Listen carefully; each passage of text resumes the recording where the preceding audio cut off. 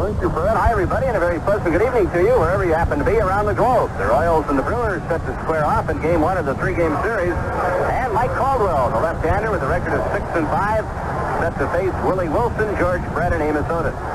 Willie comes into the game batting .342 with 2 home runs and 10 RBIs.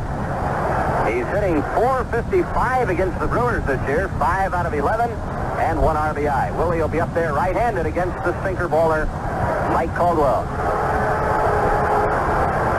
Set to go, Charlie Moore drops down a sign for Mike Caldwell. Here's the lineup in the first pitch of the ball game. It's a breaking pitch outside. Mike Caldwell making his 14th start, his first start against the Royals this year. He was 2-1 against the Royals last year. Willie belts one into left field. Ogilvie, the left fielder, coming in, makes the catch, and there's one away. Willie Wilson flies to left, and now George Brett. The Royals' third baseman carries an average of .330 into the contest.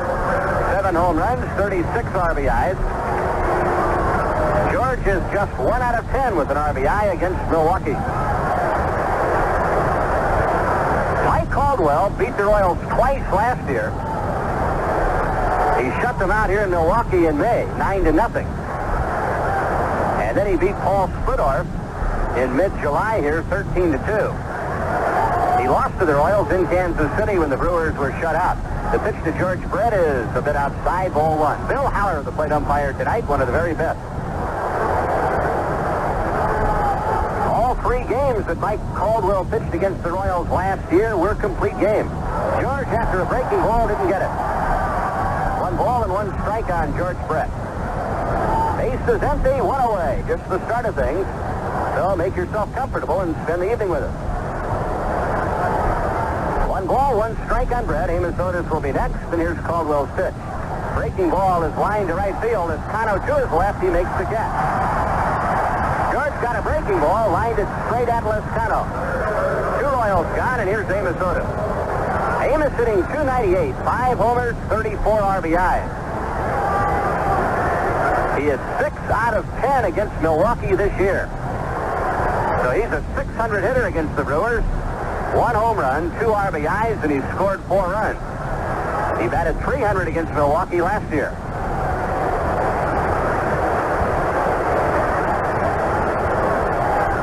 Amos 4th in the American League in runs scored. The pitch to Amos is a bit outside, ball 1. George Brett, by the way, leads the American League in runs scored. At bats, he leads in hits with 86. He leads in triples and in total bases. Outside and high, 2 balls and no strikes on Amos Otis.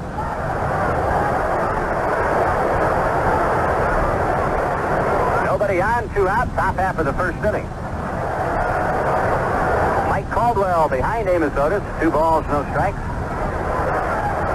Here's the pitch. A little tap.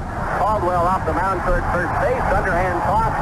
In time, side retire. So 2 fly balls and a tap back to the pitcher. And that tells the Royals story in the top half of the first. After half an inning, Royals nothing, Brewers coming up. Let's look at details of the baseball games played in the American League last night. Ben Ogilvie smacked a 2-run homer as the Milwaukee Brewers beat the Texas Rangers 6-2. Bill Travers went the distance in getting the win for Milwaukee. The losing pitcher was the Rangers' Doyle Alexander. Elsewhere, Willie Aikens hit his 2nd Grand Slam homer in as many games as the California Angels whipped the Toronto Blue Jays 10-2. Aikens became the 9th player to hit bases-full homers in consecutive games.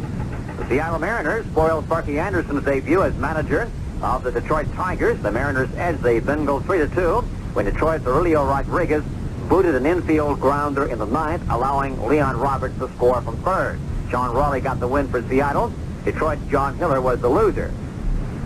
Butch Waniger's double scored 3 runs during a 4th-run 4th-inning uprising to take the Minnesota Twins to a 4-2 win over the New York Yankees. Jeff Zahn worked the first 6 innings while giving up 5 hits, and super reliever Mike Marshall earned his 15th save in his 37th appearance by scattering 2 hits over the final 3 innings.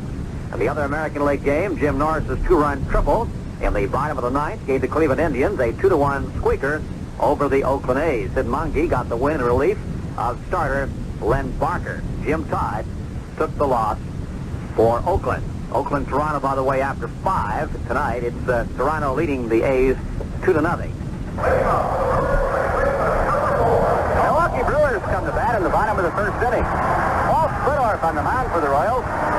Paul hasn't pitched in 9 days. He missed his turn against the Yankees on Sunday in Kansas City because of the flu.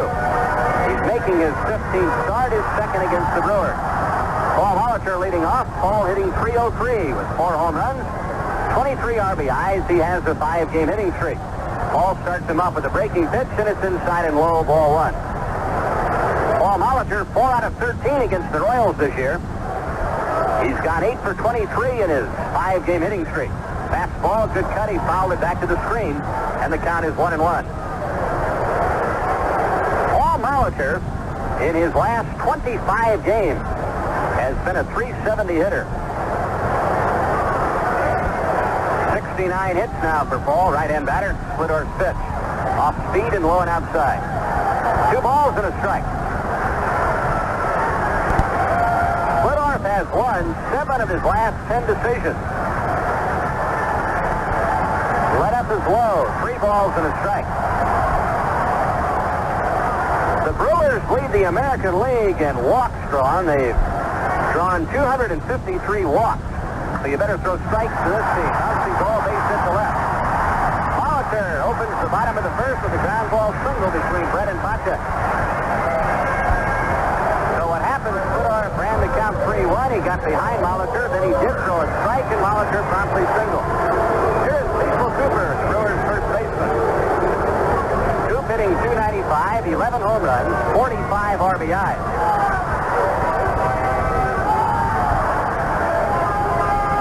Cecil is 0 for 9 against the Royals this year.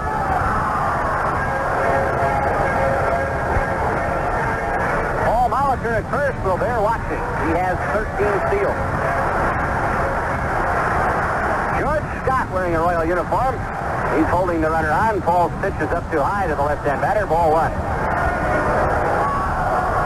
Splittorff is tied for 3rd in the American League with 8 victories.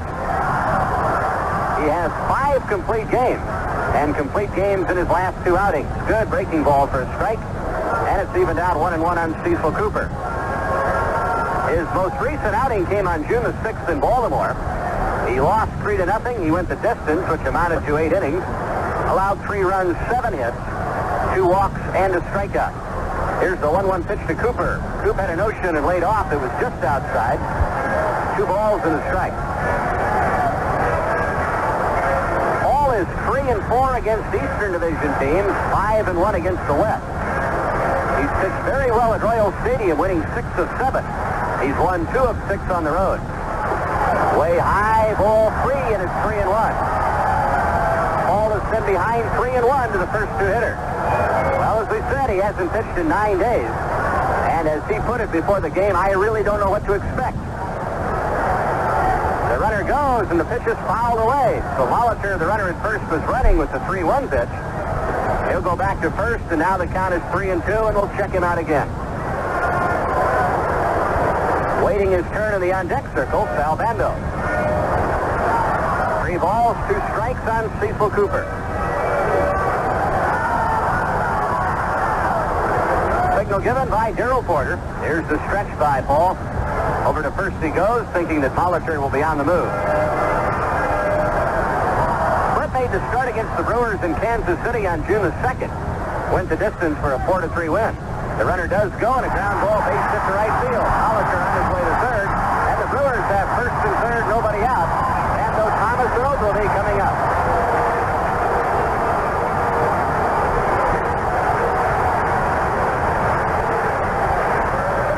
Boy, that's a perfect example of how tough it is to pitch behind big league hitters. Even with Paul's selection of pitches, the fastball, the curveball, sliders, he changes off the curve. He'll throw just a straight change, but it's tough when you're behind. And the Brewers have runners at first and third to prove it. Here's Sal Bando. Bando hitting .228, 4 homers, 16 RBIs. He has always did well against the Royals. He was tough against the Royals as a member of the A's. Then he changed uniforms, but that didn't change. The pitch to Sal is a breaking ball low and inside. Ball one.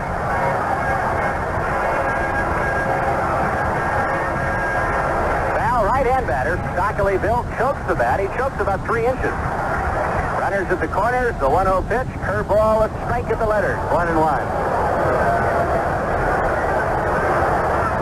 Cleveland just pasting Seattle. It's now 9-0. Bobby Bonds homered in the 3rd inning with nobody on, his 8th. Here's the 1-1 pitch to Bando. Ball did not get the corner. 2 balls and a strike. Meanwhile, in Toronto, it's Toronto 2, the Oakland A's nothing. They've played 4. The Mets have a 1-0 lead over Atlanta after 2 at Shea. 2 balls and a strike on Bando. Runners at first and third. Hot shot foul outside third. And the count evens out at 2 balls and 2 strikes. Detroit 1, California nothing. They've played 2 in Detroit. Marky Anderson now at the helm of the Tigers. When Splitoff beat the Brewers in Kansas City on June the 2nd, he allowed 9 hits, 3 runs, walked 5, struck out 3. The 2-2 pitch to Bando, belted to deep left field. Back goes Willie Wilson to the wall. Gone.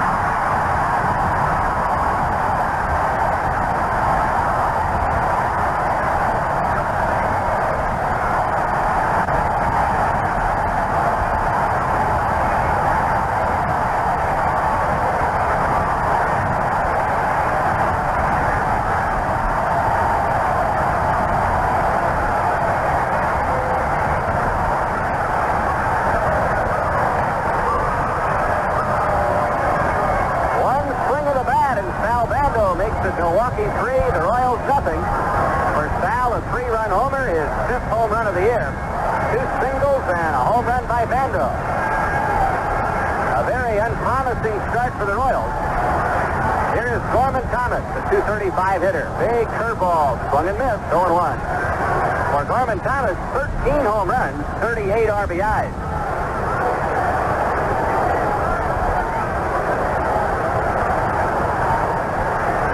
Is 3rd in the league in free passes. He's walked 43 times. Curveball, a strike called, 0-2.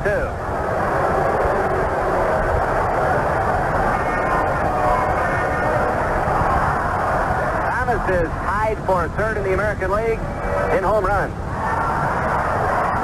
No balls, 2 strikes, right-hand batter. Breaking stuff is low. 1 ball, 2 strikes on Gorman Thomas. Was the 8th home run that Paul Splittorff has yielded this year. It was good for 3. Singles by Molitor and Cooper preceded Bando's blast into the left field seat. Paul's 1-2 change to Thomas is hit on 1 hop to Potek. Freddie fires to first in time. So Gorman Thomas retired, 1 away, and here's Ben Ogilvie.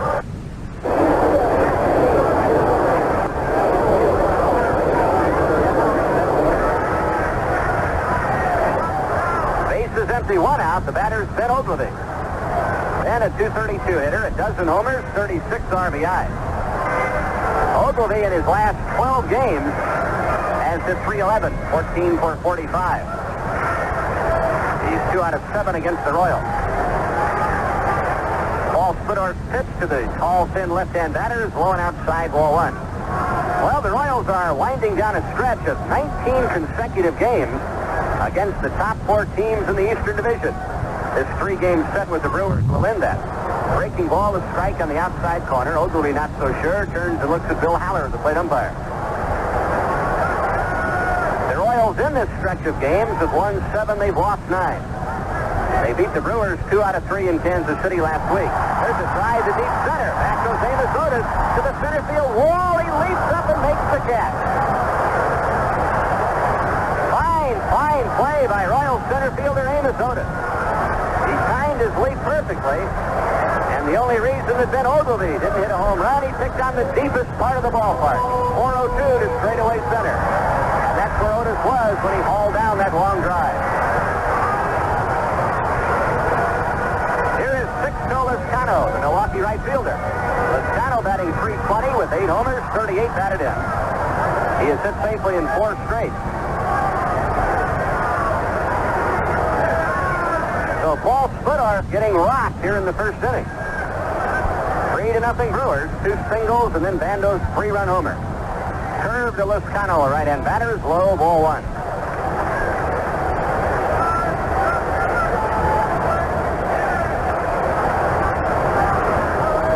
Split ready, and he comes with a fastball that's down low, 2 balls and no strikes. The Royals still reeling from playing the Boston Red Sox 2 nights ago. The Red Sox getting 18 hits, including 4 homers. One of them a grand slam. There's ball 3 to Liscano.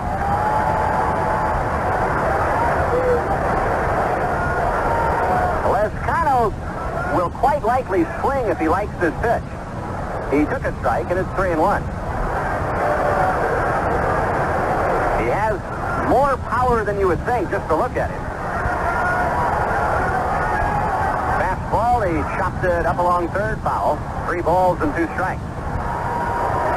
Tomorrow, either Marty Patton or Steve Busby for the Royals, Jim Slayton pitching for the Brewers. And on Sunday, Rich Gale and Larry Sorensen.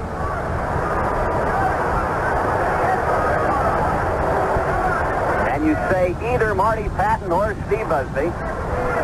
You can see what kind of shape the Royal staff is in. High ball 4, and Liscano walks.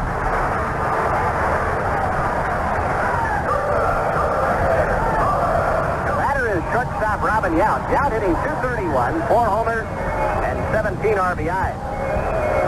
Al Raboski is the only pitcher on the staff who hasn't started a game this season. Dennis Leonard hasn't worked since the 24th of May because of inflammation in his right elbow. Steve Busby was forced out of Monday night's game after 9 1/3 innings because of a pulled groin muscle. Yount, a right-hand batter, takes inside, ball 1. Paul Splittorff, as we mentioned, making his first start in 9 days. Stephen Gorey had to start a game against the Yankees. His first start in 4 years. Breaking ball hit up the middle, base hit. Liscano around second on his way to third on Robin Yount's single. Out comes pitching coach Galen Cisco. The last thing the manager Whitey Herzog wanted tonight was to pull his starting pitcher in the first 2 or 3 innings. So I'm sure just because of the physical state of the Royal pitching staff, he'll go much longer than he normally would with Paul. But the Brewers are certainly taking liberties here in the first, and unless Paul can find himself and get his good stuff, why, it's going to be a long night. Runners at first and third, 2 down. 3 singles, a 3-run home run, and a walk here in the inning. And the Brewers aren't through yet. Dick Davis, the DH, coming to the plate. Davis hitting .266, 4 homers, a dozen RBIs.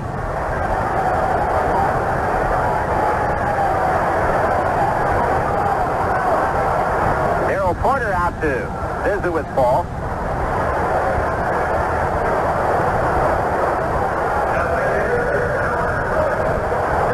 Dick Davis, right-hand batter. Normally when Galen Cisco comes out, that means the bullpen will start, but like we said, the Royals can ill afford to have their starting pitcher leave in the first few innings, so the bullpen is quiet. The pitch to Dick Davis. Bouncing ball, deep third. Brett will have a long throw to make, and it's on target. Good play by George. George Brett to George Scott. By George, the Brewers are out. But they come up with 3 runs, 4 hits from the big blow, Bando's 3-run homer. At the end of 1, Milwaukee 3 and the Royals nothing. Looking at the National League results from last night, Mick Kelliger lashed a 2-out, 2-run single off reliever Gary Lavelle in the top of the 9th inning to give the Chicago Cubs an 8-6 win over the San Francisco Giants. The hit followed a wild pitch that moved Cub runners in the scoring position. Lavelle took the loss. Cub reliever Dick Tidrow got the victory. Willie McCovey of the Giants homered in the 3rd, his 513th lifetime, moving him into 9th place on the all-time list. Other action, Gary Carter's 2-run double in the 8th inning helped the Montreal Expos beat the Atlanta Braves 4-3. Reliever Elias Sosa pitched 2 innings of hitless balls and notched the victory. Atlanta's Gene Garber was the loser.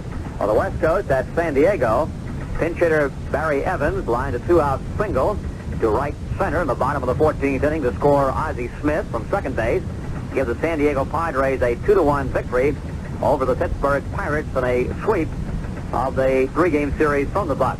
After John Candelera, making a rare relief appearance, retired the first 2 batters in the bottom of the 14th, Smith reached first when shortstop Tim Foley booted his grounder for an error. Dave Winfield then drew a walk before Evans smacked his game-winning hit. John D'Acquisto, now 3-4, pitched the final inning that gained the victory, and Candelera took the loss. His record falls to 4-6. And we'll be checking the American and National League scoreboard. A lot of games on the way now in a few moments. In fact, there are all the games on the way in the American League, and there are 3 in the National. The Brewers leading 3-0, and for the Royals, Al Collins, George Scott, and Darrell Porter will be coming up against Mike Caldwell. Before the Royals bat, let's pause for station identification. This is the Kansas City Royals Radio Network. This is the American Forces Radio and Television Service.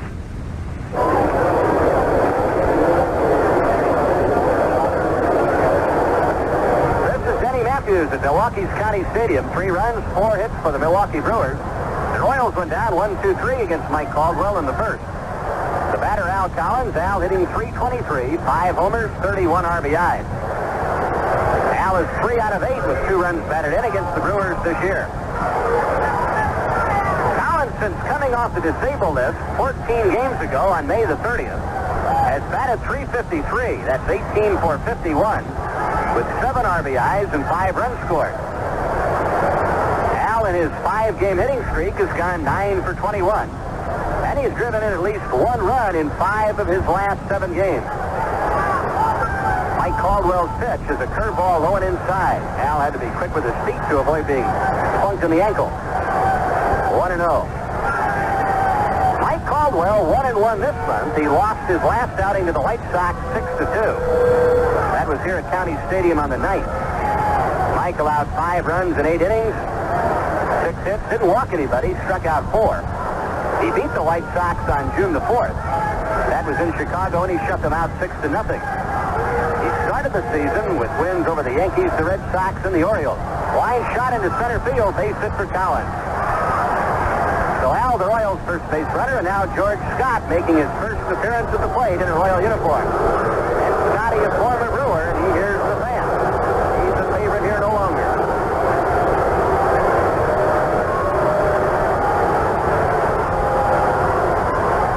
George must feel right at home in the sense that this was the kind of reception he was getting in Boston. He was traded to the Royals 2 days ago for outfielder Tom Poquette. So here's Scotty wearing number 0. Al Oliver of the Rangers also wears 0. And the pitch is on the outside corner for Mike Caldwell.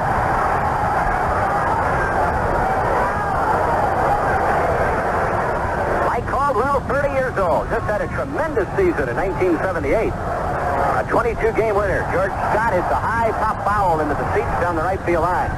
No balls and 2 strikes. Only the Yankees' Ron Guidry had a better season than Milwaukee Brewers left-hander Mike Caldwell last year. Mike throws a sinker, a slider, a curve, and a change. And he will keep everything down. He can be a very tough pitcher on a right-hand batter, even though he's a left-hander, because that sinker will kind of break down and away from the right-hand batter. So he'll get a number of double plays out of that pitch, especially if they try to pull it. Scotty, after a breaking ball, shot the foul right at the feet of the catcher, Charlie Moore. And the count 0-2. Mike Caldwell, a tough competitor. Time was when he would fuss around on the mound and take all kinds of time. But not anymore. He's become more aggressive. He's speeded things up, and he's a better pitcher. High fly ball, rather deep center. Gorman Thomas back into his left to the warning track to one-handed. And Collins, almost down to second, has to retreat to first. So Mike Caldwell kept Scotty in the ballpark, even though George sent center fielder Gorman Thomas back to the wall.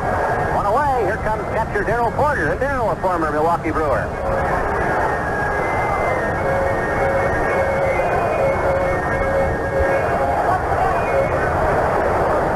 Batting .296, 7 home runs, 48 RBIs.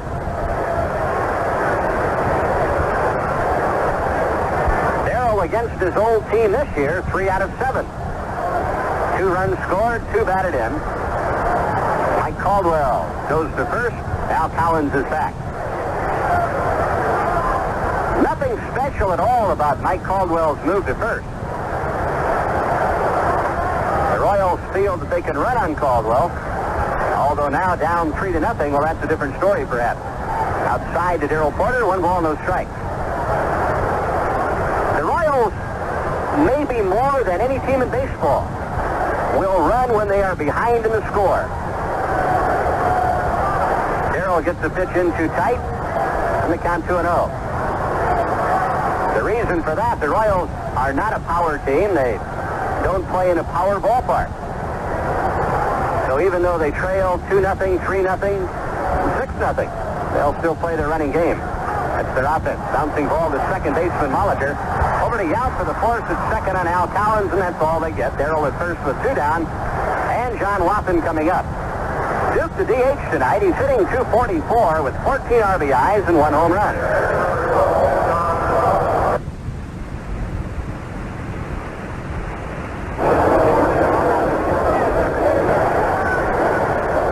Milwaukee 3, Royals nothing. We're in the top of the second.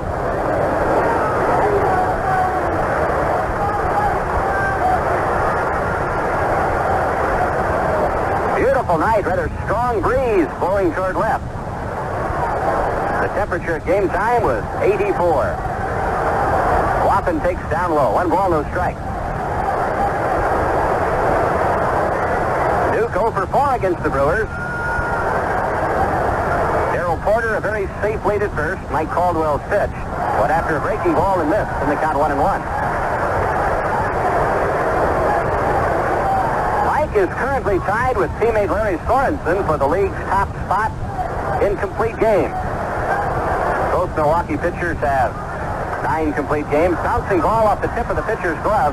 Second baseman Molitor shovels for the shortstop Yount for the force on Darrell Porter. And that retires the side. The Royals in the top of the second. 1 hit, no runs. 1 man left. We move to the bottom of the second inning. The Brewers 3 and the Royals nothing. Okay, let's check the baseball scoreboard now. Other American League action. After 4 innings of play, Cleveland pouring it on Seattle 9-2. They had 1 in the first, 7 in the second, and 1 in the third. 2 runs to Seattle in the fourth. Jones, Seattle, is 14th of the year in the fourth with nobody on. California, Detroit after 3. The Angels lead the Tigers 3-2. Bobby Grich, a home run for the Angels in the fourth with nobody on. He is 14th of the year. 5 innings to play. Toronto ahead of Oakland 3-0. Boston and Chicago in first inning. White Sox 2, Red Sox 1. After 2, Baltimore leads Minnesota 1-0 on a John Lowenstein home run into the center field seats. His 6th of the year in the second, nobody on. New York and Texas, no score after 2.5 innings of play. Checking the National League scoreboard now after 4, Houston 1, Montreal 1, 4.5. The Mets lead Atlanta 1-0. 3 innings of play. The Philadelphia Phillies 3. And the Cincinnati Reds 1. 3 late games on the West Coast in the National League. St. Louis and San Francisco, Pete Vukovich 6-3, the probable pitcher for the Cardinals. For San Francisco, Phil Nestor 2-4. Pittsburgh at Los Angeles for the Pirates, Bert Blyleven 2-2. For the Dodgers, Don Sutton 6-6. And Chicago Cubs at San Diego. For the Cubbies, Rick Russell 5-5. And for the San Diego Padres, it's expected to be Eric Rasmussen. His record so far 3-6. In Milwaukee, it's 3-0 Brewers. 3 runs on 4 hits for Milwaukee as they sent 8 men to the plate in the first inning. Sal Bando, a 3-run home run following singles by Molitor and Cooper. Here's Charlie Moore, the catcher, the number 9 hitter, and Charlie takes the strike. Charlie Moore batting .362 with a home run and 15 RBIs. Right-hand batter, split arm curveball, a beauty, strike 2.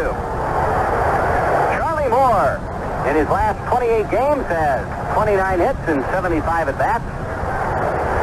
That figures out to a .387 average. Inside, a fastball got his attention. 1-2. John Lowenstein has homered for Baltimore in Minnesota. And the Orioles have taken a 1-0 lead over the Twins. Lowenstein's homer is 6th. Blowing outside is Paul, 2-2 now to Charlie Moore. Lowenstein's home run came in the second inning.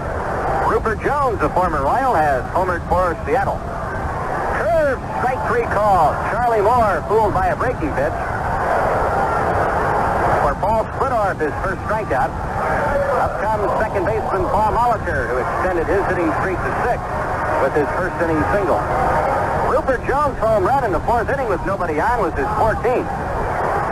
But Cleveland way out in front of the Mariners, 9-2. The Angels have tied the Tigers on a home run by Bob Gritch. That came in the fourth inning with nobody on. Splitter's pitch is a ball. 1 ball, no strikes on Paul Molitor. The left-hander deal. Off-speed breaking pitch out of the strike zone. Ball 2, 2-0.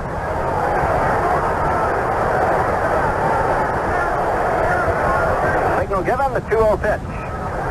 Ball 3.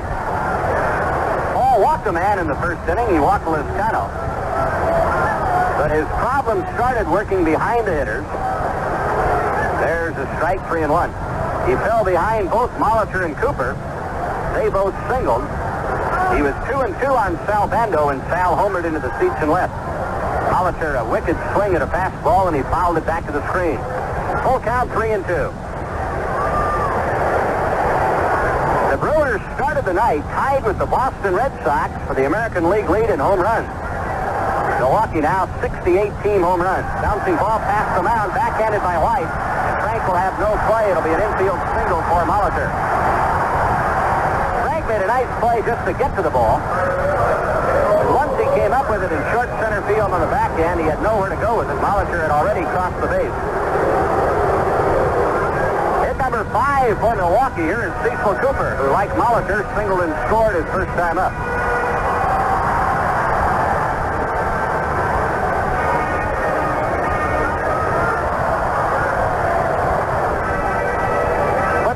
Bag now doing a little landscaping down in front of the pitching rubber. The Royals' team earned run average is a rather unsightly 4.53. Paul's pitch is high, 1 ball, no strikes on left-hand hitting Cecil Cooper.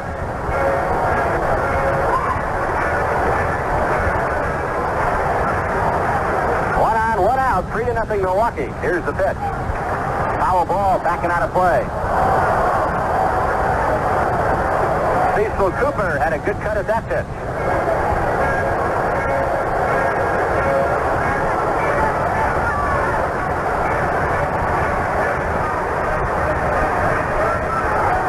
One ball and 1 strike on the Milwaukee Brewers first baseman.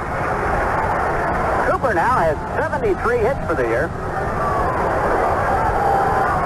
Checks the runner. Here's the pitch. Fastball is high. 2 balls and a strike.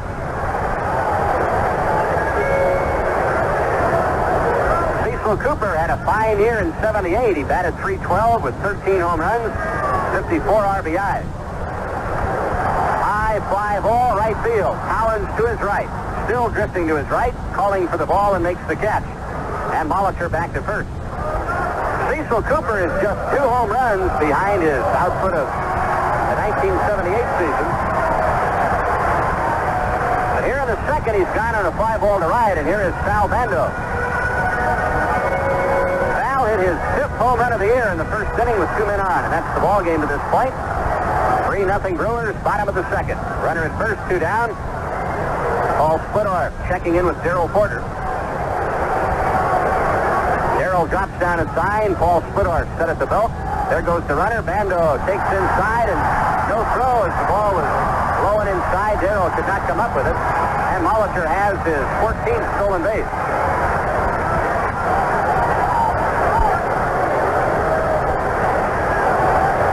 So a chance for Sal Bando to get his 4th RBI of the game and his 20th of the year. Splittor pitches. There goes Molitor towards third, and no throw. Ahead for his fly.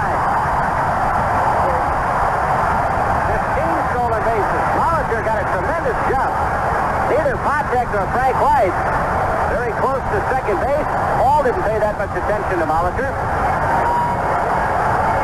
And even though with 2 out, he's not that much better off at third than at second, Molitor figures, what the heck? If they don't care, I'm going. So an infield hit, wild pitch, fastball, and air could get the Brewers their 4th run. 2 balls, no strikes, so Paul is behind Sal Bando. High ball 3.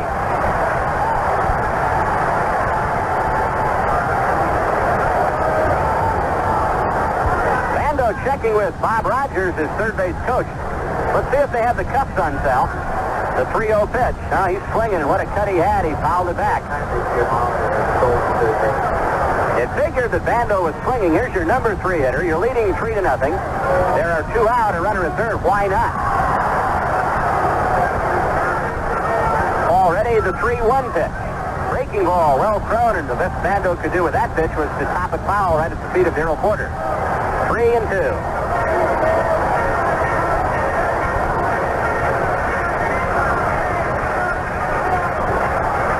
Paul Spidorf, lifetime against Milwaukee, 11 wins and 6 losses.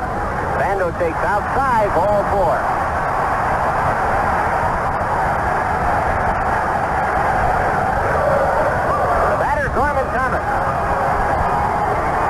Bounced out to Patek his first time up.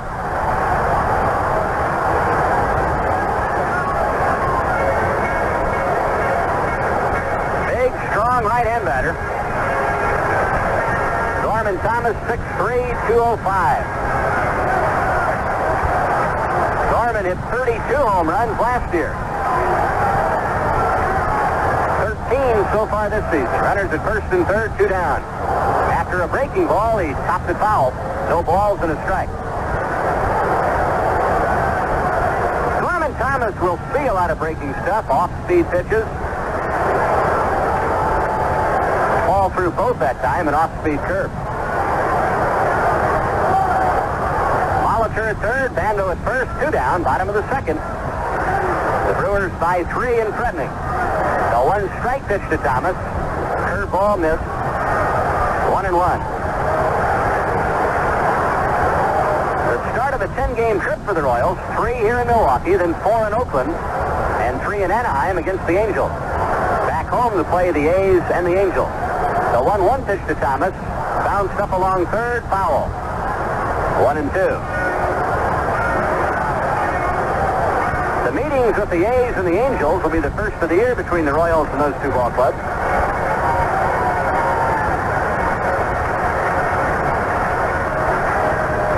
1 ball, 2 strikes on Gorman Thomas.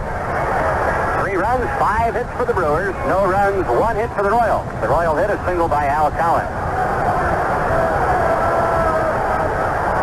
Paul has the advantage in the count. The left-hander at the belt, and the 1-2 pitch. Fastball just missed the inside corner. You talk about the guessing game between pitcher and hitter. Paul had thrown him a lot of off-speed stuff. Quite a few curveballs, and then Paul, together with Darrell Porter, feeling that Thomas would be looking that way, tried to sneak the fastball on the inside edge, but barely missed. Now the 2-2 pitch. Back to the curve and a line drive into right field. Base hit. Molitor scores. Bando checks in at second, and it's 4-0 Brewers. I'll say this about Gorman Thomas: he didn't try to pull the pitch or fight it. He served it ever so gently over Frank White out into right field. Thomas drives in his 39th run of the year. 4-0 Brewers on a half a dozen hits. Here's Ben Ogilvie.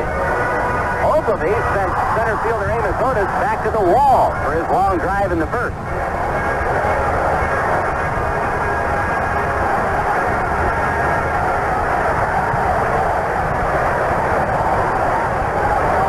Paul Spidorf's pitch is a curve into the dirt. Ball 1.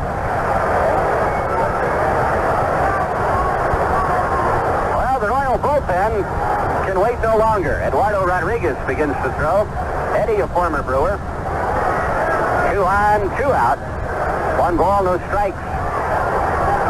Cute foul off the end of the bat. It rolls into the Royal dugout. 1-1, the count on Ben Ogilvie.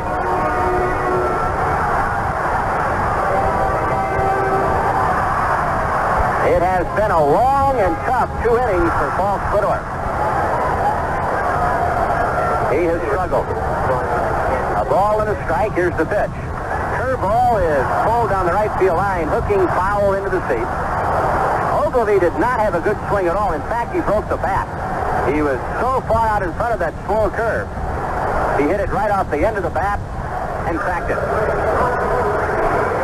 1 ball, 2 strikes on Ogilvie. Then a former Red Sox outfielder, first baseman. He also played with the Tigers.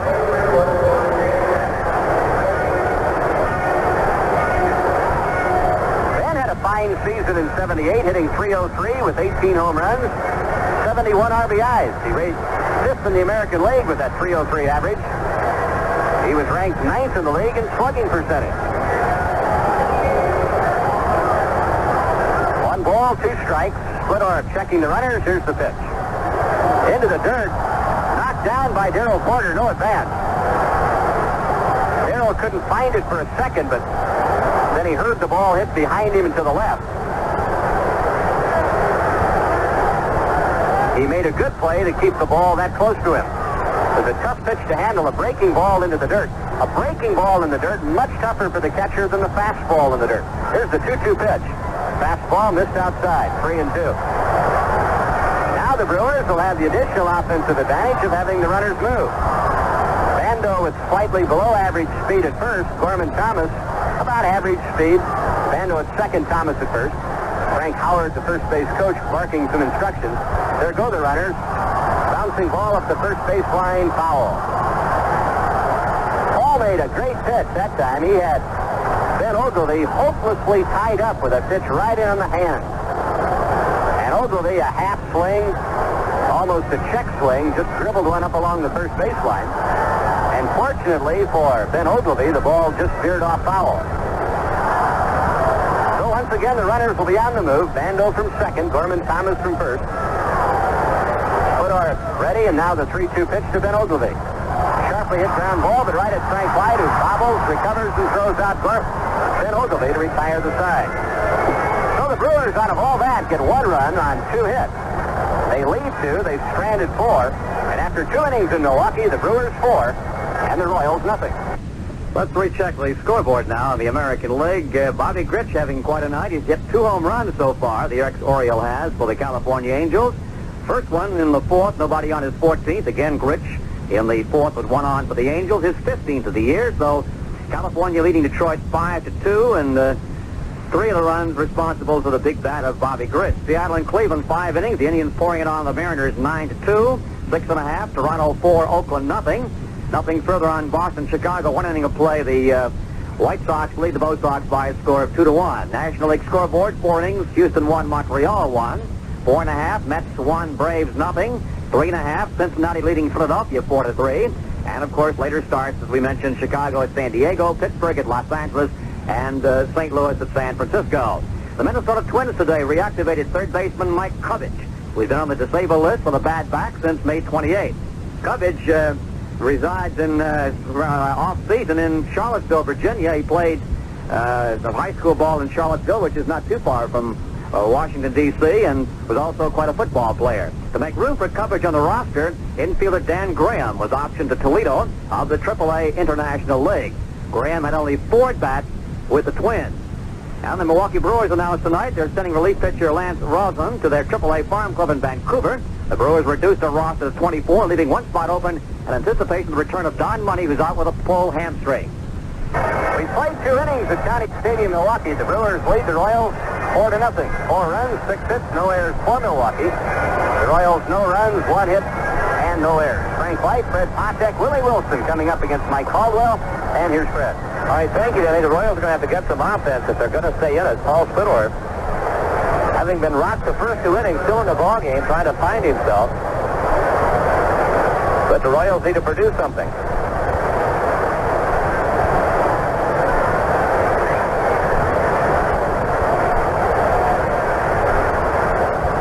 Frank White, a .284 hitter. Right-handed batter in.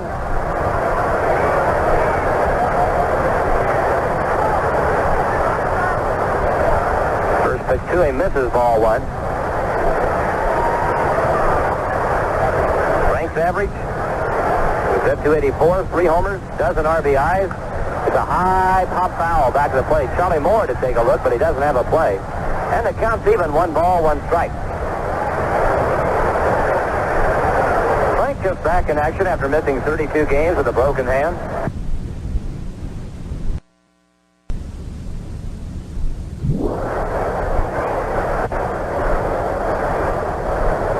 A couple of games against Boston under his belt. It was first thought that this would be the first time he'd play. So the Royals' injuries are healing up now. If Al McRae could return. So if they can get their pitching woes straightened out, maybe they can get everything all turned around. They've struggled of late. Royals have won but 2 of their last 10 ball games. The pitch. Frank started the bunt, takes a pitch outside. Ball 2, 2-1. Well, it's early in this one. We'll see.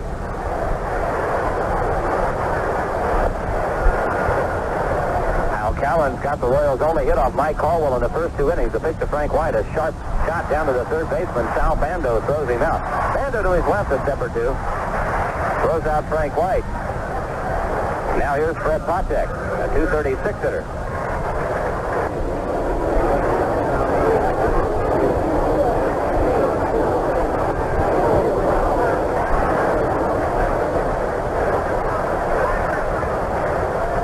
Missed a couple of ball games with a sore leg. He's back in action. Pitch to him. Ball high, ball 1. Mike Caldwell doesn't walk many men. He's around the plate all the time. The pitch is the outside corner. Now 2-0 to Freddie. One of the few times Caldwell's really been behind a hitter. Willie Wilson next if anybody gets on. George Brett. 2-0 pitch. Strike called, and it's 2-1. Freddie taking. A 3-run first inning home run by Sal Bando, the big blow in the ball game. Here's the pitch. Hot shot headed for left. Robin Yount can't get there. Base hit. So Freddie Patek singles. And now Willie Wilson, who was out on a fly ball to left his first time up. The Royals have their second hit of the ball game. Willie taking a look down at Chuck Hiller, his third base coach, before he steps in.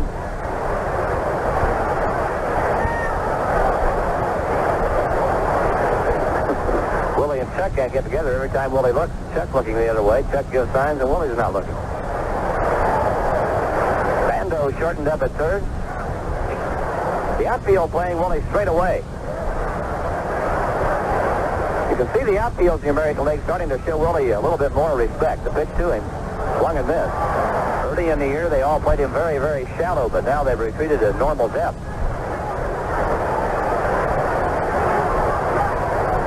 One strike to Wilson. Charlie Moore puts down a sign. Caldwell's ready. Left-hander's pitch.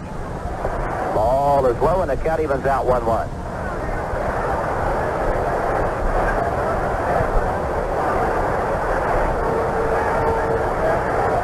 Caldwell tugs at his cap. Picks up the sign. Here's the stretch and the pitch. Ball inside. Breaking stuff missed. 2 balls and a strike to Willie. The beginning of a 10-game road trip for the Royals. 3 here in Milwaukee, 4 in Oakland, 3 in Anaheim. Well, you realize this will be the first meeting this year between the Royals and the A's and the Royals and the Angels. Ground ball past third. 2-2 the count now.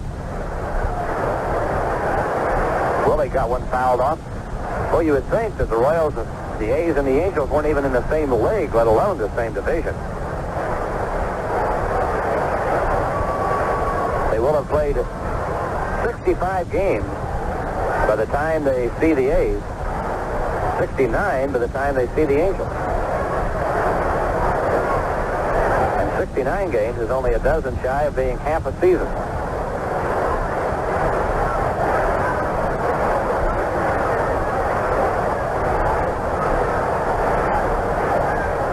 Ron Luciano at first, fiddling around, is now done, and we're ready to play again. Here's the stretch. 2-2 pitch. Ball outside, and a full count. 3-2 to Willie Wilson. And Caldwell, very consistent at throwing strikes. 3-2 now with Willie. He doesn't want to walk him to get Brett to the plate. It's 4-0 Brewers. Here's the stretch. Now the pitch. There goes Patek. The pitch fouled off. Still a full count, 3-2.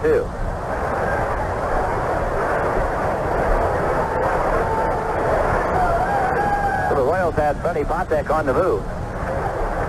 Now Caldwell walks off the mound, goes to his mouth for a moment, steps right back up. Cooper trying to hold Patek at first. He's aboard with 1 out. We're in the top of the third. Here's the stretch. The pitch again. Potek not running in a high fly ball. Well hit to left center, but Gorman Thomas is over there. Brings it down, and there are 2 men gone. Well, he hit it well, but he's out. Potek at first with 2 out now for George Brett. George hit the ball hard, but lined to right his first time up.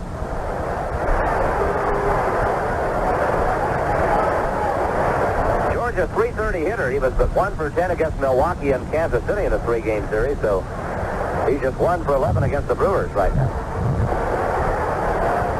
He undoubtedly feels as if he owes them a few hits. Left-hander against left-hander, Caldwell and Brett. Potek a lead at first, the stretch in the pitch. Shot foul by Brett, 1 strike the count. After 3, the Phillies leading Cincinnati 3-1. After 5, Houston won, Montreal won. California leading Detroit 5-3 after 4 in Detroit. Toronto 5, Oakland nothing after 7. Cleveland 9, Seattle 2 after 5 innings. White Sox in front of Boston 2-1 after an inning. The pitch here to Brett. Breaking ball for a strike, and George in the hole 0-2. The Yankees and the Rangers are tied 1-1 after 4, and Baltimore leading Minnesota 1-0 after 3.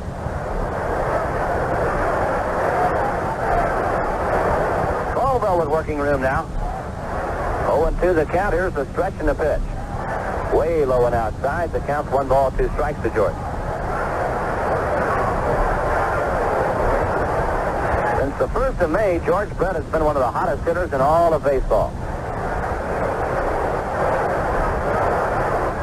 Oh, he just came to life. 1-2 pitch on the way. Line in left field. It's a foul ball, just barely. George hit a twisting line drive over third that looked like it was going to drop in fair territory. But at the last moment, it twisted foul. So it cost Brett extra bases. It might have cost the Royals a run. Still 1-2, and George. A long walk back to the plate to try it again. Amos Otis in the on-deck circle, hopeful of hitting if Brett gets aboard.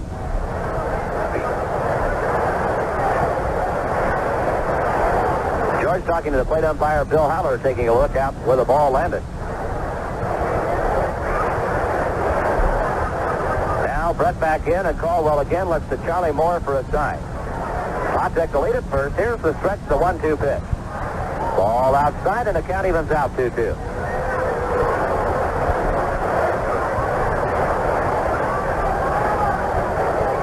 Caldwell in no hurry with a man on base. He has slowed down considerably. Now he's ready. Here's the stretch and the 2-2 pitch to George Brett. He breaks contact instead. Potek does not have a big lead at the moment. Pitch to Brett. Ground ball to second. Molitor has it on the big hop. Throws to first, and the inning's over. Brett out second to first. So the Royals unite in the top of the 3rd. No runs a hit. They leave a man, and we go to the bottom of the 3rd. It's still the Brewers 4 and the Royals nothing. All right, slow game so far at Milwaukee County Stadium. How about this score now? We just got something in on the Western Union ticker in the AAA International League. The Rochester Red Wings and the Toledo Mud Hens. They played 7 innings, and we're trying to figure out on the computer the score. Rochester had 9 in the first, 9 in the second, 9 in the third, 2 in the fourth, 9 in the fifth, 9 in the sixth, 9 in the seventh. And the old Rochester Red Wing, our engineer, Chief Bartlett, going wild in the control room. Hold it, Ralph. Hold it. Sit down.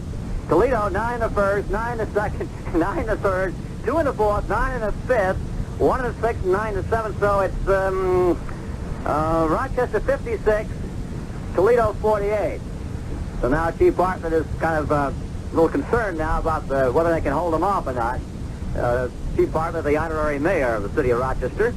And he's winging it, of course, there in the control room for AFRTS tonight. Let's check some more scores, and we'll check back in that wild ball game, 56-48, and see if I'm sure a typographical error somewhere over either that or they've got the Little League pitchers in there. California, Detroit, 4.5 innings to play. The Angels, 5. The Tigers, 3. New York and Texas after 4.5.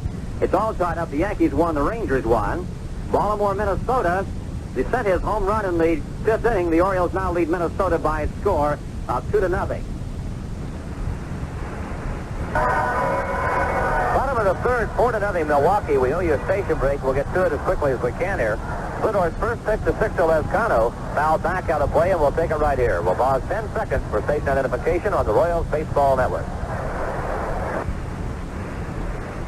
This is the American Forces Radio and Television Service. The Brewers have Lezcano, Yount, and Dick Davis scheduled to hit here in the bottom of the third. Pitch low into the dirt, 1-1. They have raked Paul Splittor for 4 runs and 6 hits over the first 2 innings. Split battling to get things turned around. Throws the 1-1 pitch. Breaking ball for a strike. Curve well thrown, and it's 1-2. Lezcano walked his first time up. A .320 hitter with 8 home runs. Pitch to him. Fastball outside, 2-2. The outfield shaded towards left against the right-handed hitting Lezcano. Off-speed pitch misses away in a full count, 3-2. And Paul Splittor continues to throw a lot of pitches. He missed his last start because of the flu.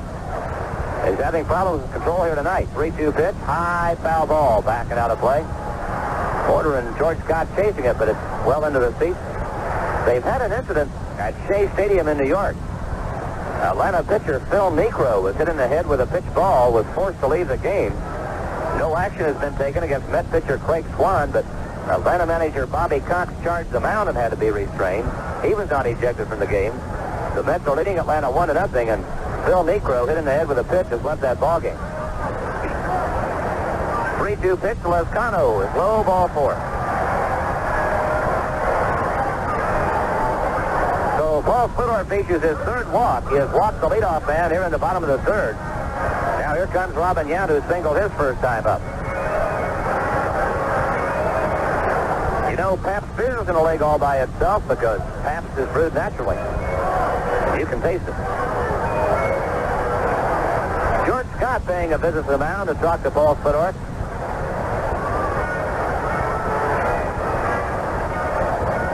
So the Brewers up 4-0, get their leadoff man aboard here in the third. Now Robin Yount in the batter's box. Paul Splittor picks up the sign from Porter. Checks Lezcano at first. Here's the pitch. High foul ball on the plate on the right field side. 1 strike to count.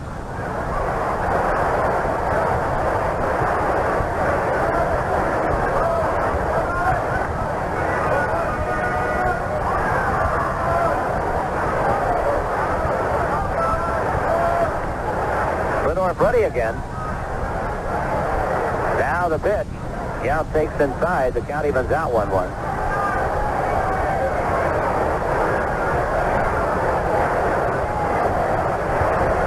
For the White Sox, pounding Boston is now 7-2 in the bottom of the third. Jim Rice at his 13th home run. For the Red Sox in the third with nobody on, but Chicago scored 5 in the second. There's a little tap back to the mound. Splittor looks at second, but he's only played at first. In time on a close play, they get Robin Yount. The play goes 1-3. Lezcano moves to second.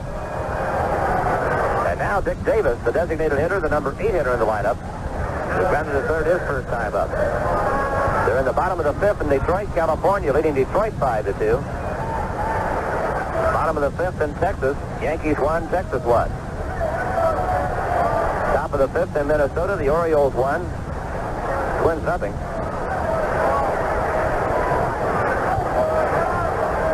Davis, a right-handed batter in. Splittor set. Here's the pitch. Strike on the inside corner. Davis giving ground, but Split picked up the inside corner. 4-0 Brewers, the bottom of the third. Lezcano at second with 1 out. Here's the pitch. Ball inside, 1-1. Dennis Leonard throwing in the bullpen again tonight. Now Rodriguez is up throwing. Dennis Leonard has been throwing along with Paul Splittor. When Split is pitching, Leonard gets up and throws in the bullpen. He did that when Steve Busby pitched against Boston. He's hopeful of getting a start in Oakland, but he's not sure right now. 2-1 to count to Davis now. Porter puts down his sign. Paul Splittor is set. Here's the stretch in the pitch. High fly ball, center field. Amos Otis drifting in. Under it now, makes the catch, and there are 2 men gone. So Davis out on a fly ball to center. And now split will work to the number 9 hitter, Charlie Moore. He was called out on strikes his first time up. His average when this game began, 362. A homer and 15 RBIs.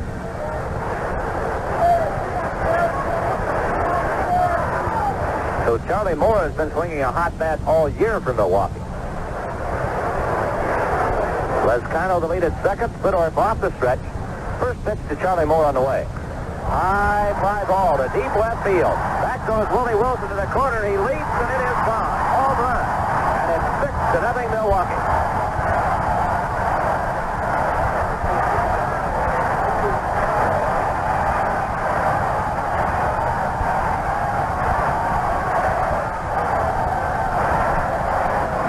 Charlie Moore hits his second home run of the year. The Brewers' second of the ball game. Whitey Herzog very reluctantly out of the dugout points to the bullpen, and he's going to bring in Eduardo Rodriguez. So the last thing on earth that Whitey Herzog wanted tonight, a quick exit for his starting pitcher, is happening. Paul Fedorf battled, but he never could find his stuff. And he leaves in the bottom of the third down 6-0. There are 2 out, nobody on. The leadoff man, Paul Molitor, will hit Rodriguez from the bullpen with a score again. Milwaukee 6, Royals 7. Altercation, or close to it, in a game tonight at Montreal between the Astros and the Montreal Expos. Negro, pitcher, was hit. Phil Negro was hit on the head with a pitch ball. Was forced to leave the game in the 6th inning. No action was taken against Mets pitcher Craig Swan. Atlanta manager Bobby Cox charged the mound. Had to be restrained, but was not ejected. Out of action, not much hitting, but little extracurricular activity out there at the Expos Stadium. It's 1-1 after 5 innings played. Latest National League figures show the Philadelphia Phillies, Cincinnati Reds, Los Angeles Dodgers, and Pittsburgh Pirates hold all the top spots in the All-Star voting. 3 of the leading infield vote-getters are Phillies' Pete Rose at first, Larry Bowe at shortstop, and Mike Schmidt at third. Johnny Bench of the Reds has moved into the number 1 position among catchers, 11,000 votes ahead of Ted Simmons of the Cardinals. Bench has started every All-Star game since fan balloting returned in 1970. Davey Lopes of the Los Angeles Dodgers has a 30,000 vote lead over Cincinnati's Joe Morgan at second base. The 3 leading vote getters in the outfield are Philadelphia's Greg Luzinski, Pittsburgh's Dave Parker, and Cincinnati's George Foster. Montreal and Houston are in first place in the Eastern and Western divisions of the league, but neither has a player higher than 5th in the voting. Eduardo Rodriguez out of the bullpen. It is 6-0 Milwaukee. We're just in the bottom of the third, and getting to give you an idea why Whitey Herzog's so reluctant to give an idea why, or what kind of shape the Royals pitching staff is in. Here comes Ed Rodriguez. And just 2 nights ago, Eduardo Rodriguez worked 5 1/3 innings against the Red Sox. The 2 days before that, he had pitched 2 2/3 innings against the Yankees, and just 2 days before that, he had gone 3 1/3. So Whitey Herzog, very reluctant to use him early here tonight, is forced to do exactly that.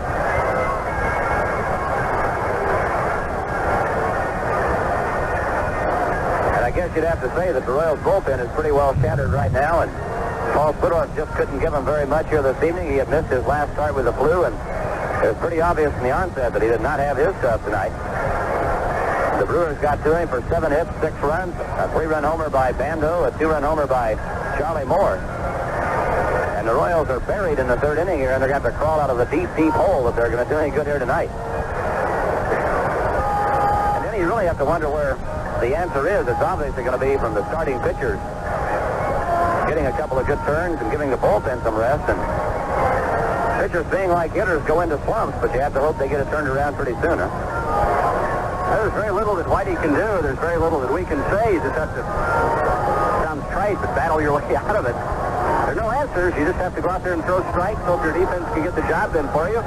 If you can't, then you don't win. It's just that simple. There is another item that hasn't been talked about very much. The Bears mentioning Royals defense is next to last in the American League.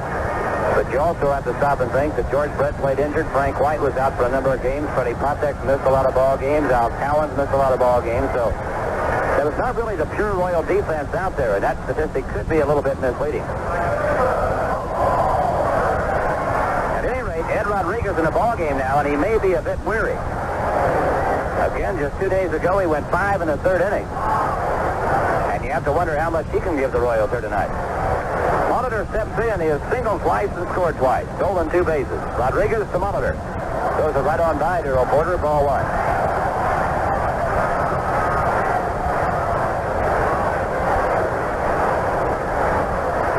Eduardo, a former Brewer,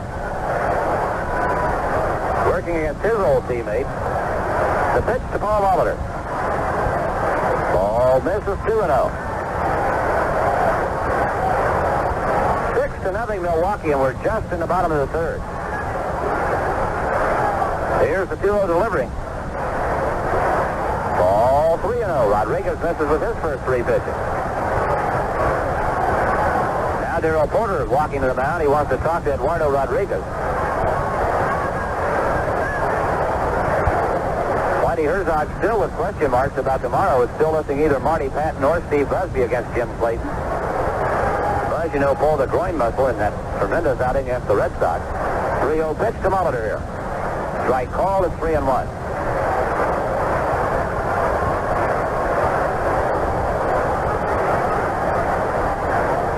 Here's the pitch. Molitor fouls one back out of play. Full count, 3-2.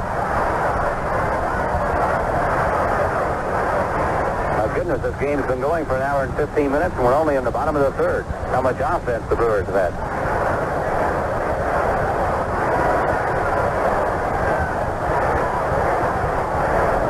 3-2 pitch, foul back again. Now the ticker has run a correction. Atlanta manager Bobby Cox was ejected from the ball game because of his confrontation with Met pitcher Craig Swan after Swan hit Phil Niekro in the head with a pitch. Now Jeff Burrows is homer for the Braves in the 7th with nobody on, and they're tied 1-1. Pitch to Molitor again, a slow roller up long third. George Brett charging, pulls it out of his glove late, can't get it. Molitor safe. Base hit for Paul Molitor is a slow bouncer up third. George may not have been able to get him anyway, but he had trouble getting the ball out of his glove, and it cost him whatever chance he might have had. Johnny Bench is homer for the Reds in the 5th inning with a man on, his 5th home run of the year. Cincinnati 6, Philadelphia 3 now in the 5th. Cam Summers has homered for Detroit in the 5th, but nobody on his 3rd. The Tigers have gone in front of the Angels 6-5 in Detroit.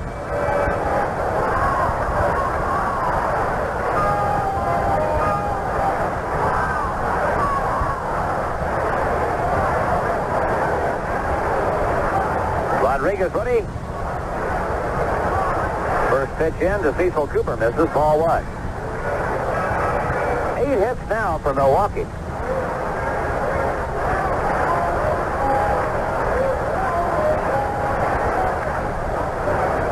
Eduardo Rodriguez off his stretch to pitch. Strike on the outside corner. 1 ball, 1 strike.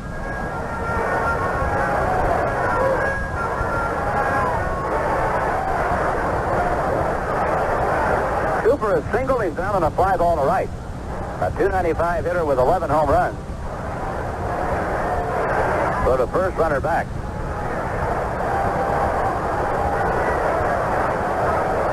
Milwaukee with a lot of bombers on this ball club. They're tied with the Boston Red Sox for the league leadership in home runs. Pitch outside, misses, 2-1.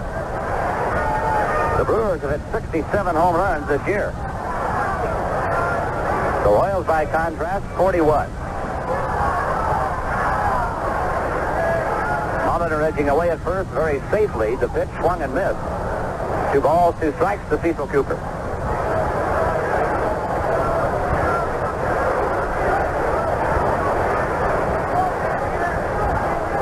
Well, the early indications that the Royals are in for a long night here at County Stadium. Still a long, long way to go. They face a toughie in Mike Caldwell.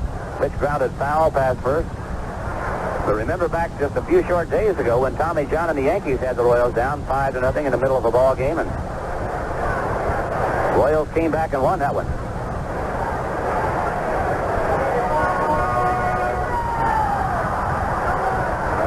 Two balls, 2 strikes. Cooper waiting. Rodriguez pitch. Shot foul again. The count remains 2-2.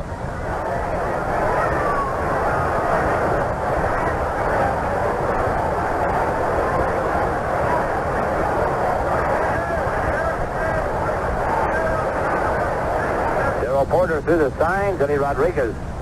At the belt, the pitch again. Foul back out of play again.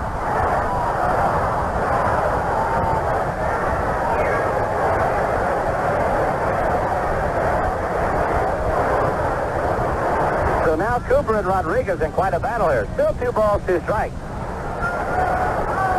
Again, Molitor at first with 2 outs. Here's the pitch. Fouled it off again. So Cooper won't give, neither will Ed Rodriguez. Bill Hanna, the plate umpire, chased that ball halfway to the Royal dugout, then gave it back to Rodriguez.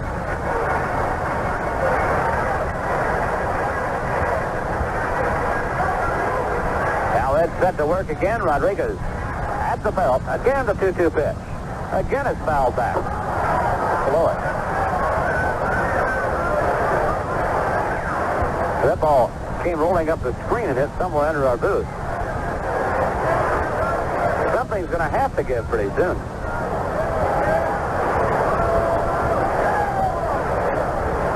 Now Cooper steps out of him. He might be getting arm weary. He's had a lot of swings up there this time.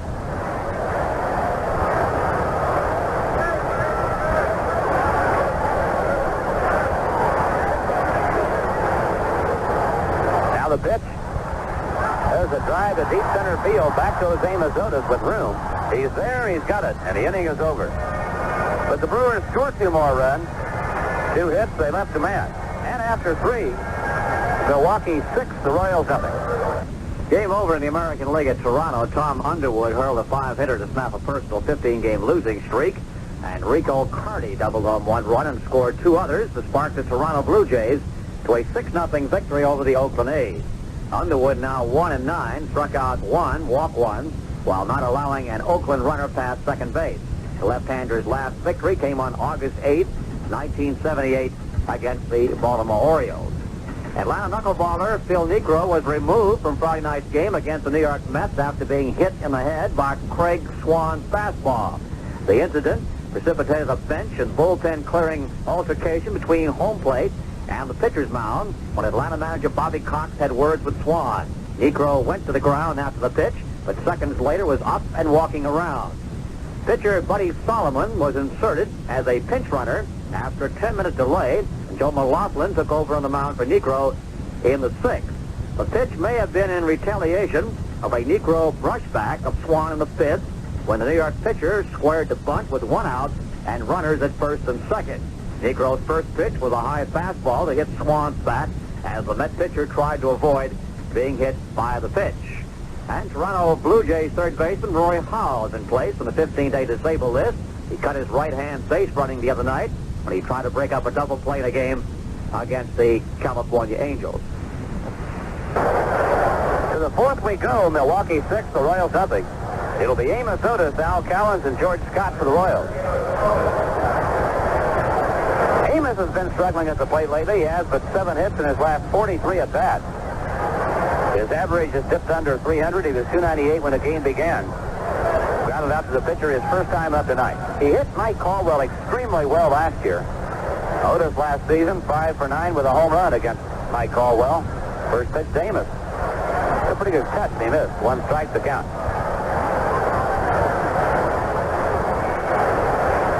Otis knocked some dirt out of his spikes.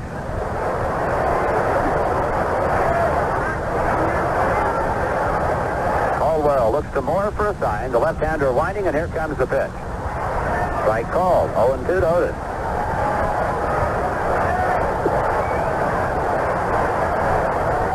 Well, one of the problems Waddy Herzog has right now is they don't hand out magic wands anymore.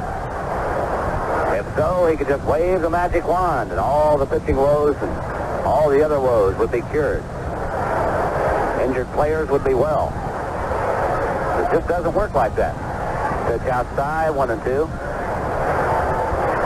So all he can do is hope that his pitchers can pitch their way out of it, that his hitters can produce, the defense plays, and Royals get it going again. Ground ball headed for left. Robin Yount backhand, deep in the hole, long through. Otis beat it. He's safe. A base hit for Amos Otis to start the Royals half of the 4th. The one thing you have to look at, 2 things really. number one, the Royals are very much in the race. They're only 4 games back. Number two, after tonight, there are 99 games left in this season. The one thing they cannot do is hit the panic button. This is the same pitching staff that pitched the Royals to 3 divisional titles in a row. Basically the same ball club that won them. So it would be foolish to panic. Pitch to Al Cowens now. Ball low. About all they can do is be patient with themselves, ask their fans to be patient. Who knows, maybe when the Royals come off this road trip, maybe things will have begun to turn around. Maybe not. The time will tell. Stretched by Caldwell the pitch. High fly ball, shallow right. Out goes Molitor, the second baseman, calling for it. Backpedaling to make the catch. Cowens pops to second. Otis holds it first, and here now George Scott, who drove Gorman Thomas to the wall in center field his first time up. Well, the Texas Rangers have dropped a big inning on the Yankees. Texas scored 8 times in the 5th. And the Rangers now leading the Yankees 9-1 after 5. Jenny, it should be noted that George Steinbrenner joined the Yankees in Minnesota. He is making that trip to Texas with the ball club. They have not been doing it all well of late. First the pitch to Scott. Lined into right field. It's going to drop for a base hit. Otis holds at second, and George Scott is aboard with his first hit in a Royal uniform. So the Boomer's been up twice tonight. He's hit it hard 2 times. But noteworthy that George Steinbrenner is with the Yankees in Texas, and you have to wonder about the future. And specifically the future of Bob Lemon, to be quite frank about it, as the manager of New York. How long has it been since George had his name in the newspapers? It's been a while, so something might give there. Porter now the hitter. Well, the Royals down 6-0. If somebody could yank one out of here, they'd be back in the ballgame. Darrell grounded into a force out his first time up, 296 with 7 home runs. The numbers for Darrell Porter, the pitch. Ground ball, shot foul, past first. 1 strike to Porter. Royals now with 4 hits.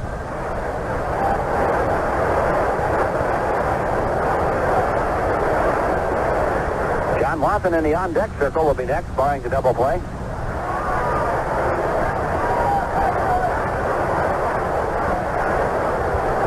Probably one thing the Royals were very glad to see right there was George Scott going the other way. There are those who will tell you that the stroke he was using because of Fenway was what was keeping his average down.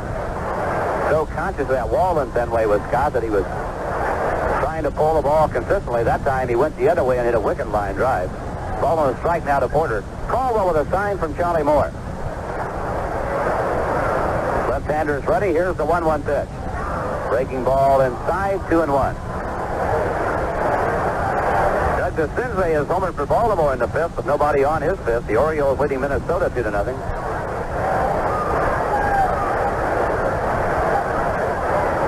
Toronto 6, Oakland nothing after 8. Cleveland continues to wail on Seattle. 11-2 in the bottom of the 6th in Cleveland. The Indians lead the Mariners.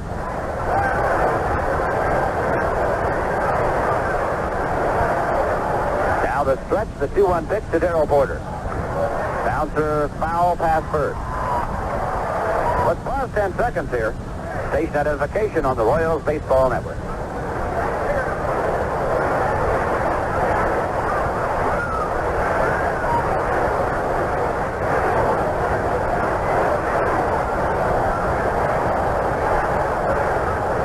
We're back. The count 2-2 on Darrell Porter. Otis at second, Scott is first with 1 out. We're in the top of the 4th, Milwaukee leading 6-0. Mike Caldwell fidgeting around on the mound. Now getting set. Here's the stretch, the 2-2 pitch on the way. Porter swings and lines one up the middle, base hit center field. Otis around third, headed for home. Scott stops at second. Porter holds at first with a single. And Darrell has driven in his 49th run of the year. And the Royals are on the scoreboard here at County Stadium. It's now 6-1 Milwaukee. And John Watson now headed for the plate.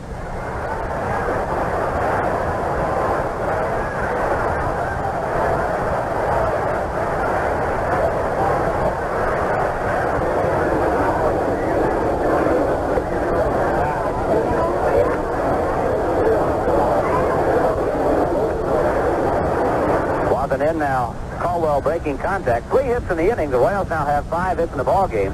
Caldwell again breaks contact.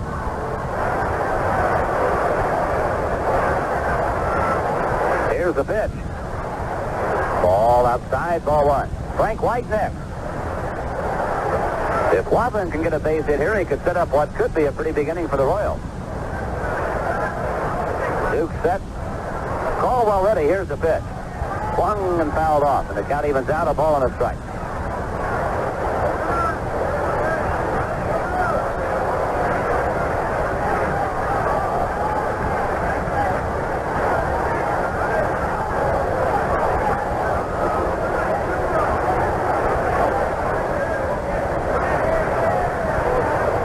Watson waiting while Caldwell reads signs. Here's the pitch.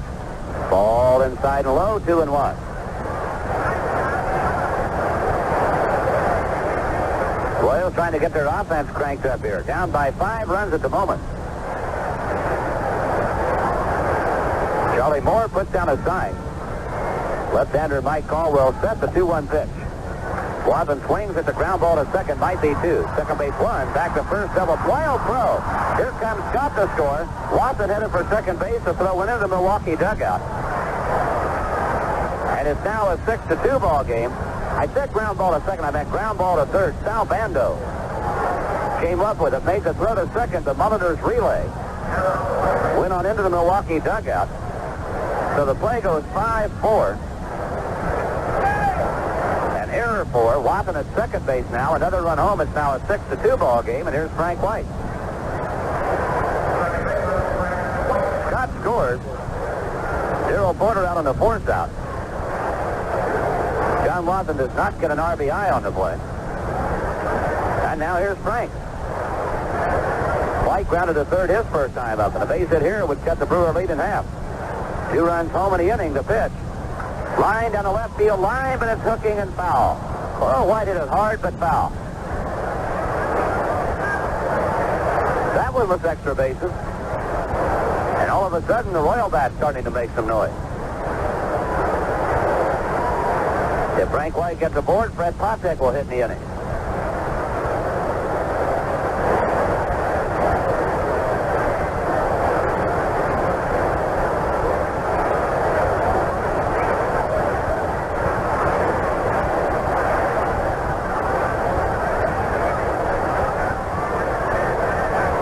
White waiting, Caldwell reading the signs again. Now the stretch, here's the pitch. Ground ball to second base. Molitor has it. Flips to first, and the inning's over. So White out second to first, but in the inning, the Royals scored 2. 3 hits, an error, and a man left. And we go now to the bottom of the 4th. Milwaukee 6, and the Royals 2. Well, we have a correction now on the ticker on that game that we mentioned a while ago. In the AAA, Rochester and Toledo. The score is 56-48 after 7, the Red Wings. Final score, Toledo defeated Rochester by a score of 6-4. Late finishing Larry Nelson equaled the best round of the tournament today with a 3-under-par 68 to share the second round lead with Tom Perkner at the U.S. Open Golf Championship. But Tom Watson and Jack Nicklaus played themselves out of contention. Nelson moved into the lead by himself with a birdie on the 16th hole, but he bogeyed number 17, the ball back into a tie with Perkner at 3-under-par 139. Perkner started early and shot a fine 69. Though he claimed he didn't deserve his position, his name stood alone on the leaderboard for some 6 hours before Nelson caught him. Former Open champ Hale Irwin matched Nelson's round of 68 to move into third place at 142, making himself the only other player in the field of 153 to match par for 36 holes. Bill Rogers is 1 more stroke back at 143 following a 72. Watson opened his round with a triple bogey and never did recover. He added a double bogey and 5 bogeys to wind up with a 6-over-par 77 and a 2-round score of 152. Nicklaus didn't fare any better with 4 bogeys and a double bogey on his first 7 holes. The Golden Bears settled for 77 that left him at 150 wide. Bottom of the fourth, County Stadium, Milwaukee. The Brewers lead the Royals 6-2. It'll be Sal Bando, Gorman Thomas, and Ben Ogilvie, the heart of the order, the numbers 3, 4, and 5 hitters. For Milwaukee, Ed Rodriguez back to the mound. Milwaukee 6 runs, 8 hits. The Royals 2 runs on 5 hits. Rodriguez to Bando, misses high, ball 1. Ed out of the bullpen in the third, gave up a single to Paul Molitor, then got Cecil Cooper on a fly ball to end the inning. And he's back now for round 4. The line, the pitch to Sal Bando on the way. Swung and missed. Count evens out 1-1. Bando hit a 3-run homer in the first and then walked in the second. He has the big blow in the ball game so far. Charlie Moore, a 2-run homer for Milwaukee. Pitch missing from Rodriguez. Now 2 balls and a strike.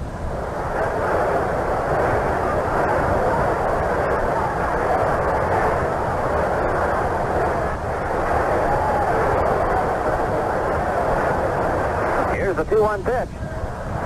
Strike on the inside corner. The count evens out 2-2.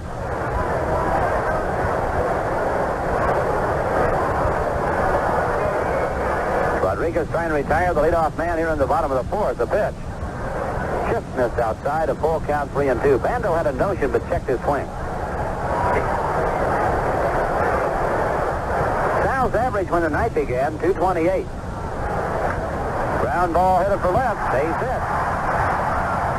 Sal Bando aboard with a single. And the Brewer hit parade continues. Their 9th base hit tonight.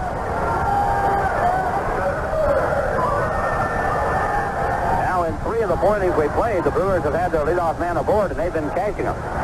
Here's Gorman Thomas. He's grounded out in single, driven in a run.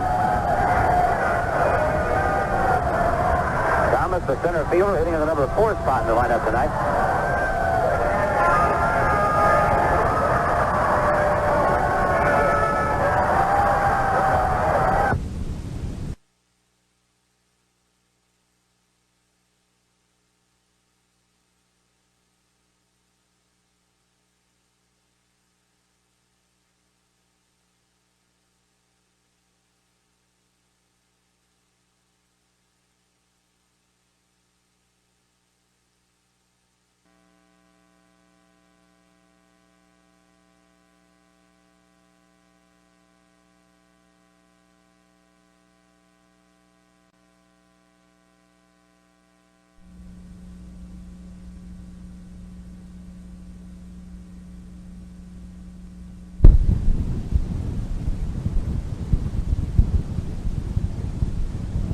California's caught Detroit. They're now tied 6-6 after 6 innings.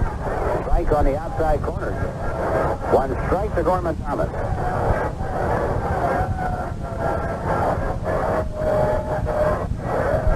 Ed Rodriguez, who has been used a lot lately, pitching with very little rest, is trying to hold things together for the Royals. Swing and a miss by Thomas. 2 strikes to count. He would be very doubtful at this point that Ed Rodriguez could finish the ball game. Having gone 5 1/3 just 2 days ago. His task right now, just keep the Royals in it through the middle part of the ball game. See what the offense can produce. Stretched by Rodriguez a bit. High towering fly to left. Willie Wilson coming in, still moving in under it. Now makes the catch and there's 1 away. Thomas out on the fly ball to the left. Bando holds at first. He's there with 1 out. And here now Ben Ogilvie, who's been out on a fly ball deep to center and grounded to second. Royal fans here tonight. Robert and Leanne Stefanik from Atchison, Kansas, who are on a bicycling trip through Canada. Want to say hello to their friends back in Atchison. I have yet to figure out if they're on a bicycle trip through Canada, how they happen to be in Milwaukee, Wisconsin tonight. Unless they have moved Milwaukee, Wisconsin to the heartland of Canada somehow. Maybe they're on their way up there. Cecil Cooper takes 1 and misses. Ball 1.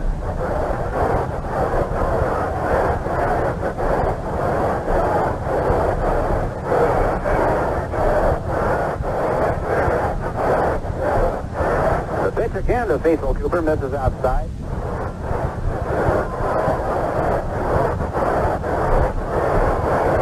No strike. final, Toronto 6, Oakland nothing. Tom Underwood got his first win of the year. He broke the losing streak. He's now 1-9. Hamilton, the loser, 2-1. Bobby Baylor got the game-winning RBI. Ken Landreau is homer for the Twins in the 6th with nobody on. His 6th home run of the year. It's Baltimore 2, Minnesota 1 now. Ball 4 to Cecil Cooper. Or rather, Ben Ogilvie, I'm sorry. Ogilvie draws the base on balls. The first walk given by Rodriguez. So now runners at first and second, just one out. And the Brewers, who have scored in every inning, threaten to score again. They got 3 on Sal Bando's homer in the first. They scored a run in the second. Then 2 on Charlie Moore's home run in the third. And now runners at first and second, just one out. And here's Sixto Lezcano, who has walked twice tonight. Lezcano, a .320 hitter. Rodriguez ready to pitch. Ball 1. And Ed Rodriguez having trouble locating home plate now.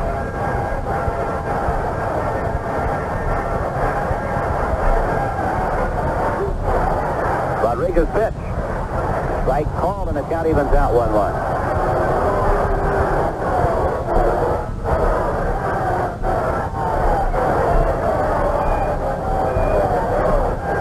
Sixto Lezcano out of the batter's box a moment, steps back in.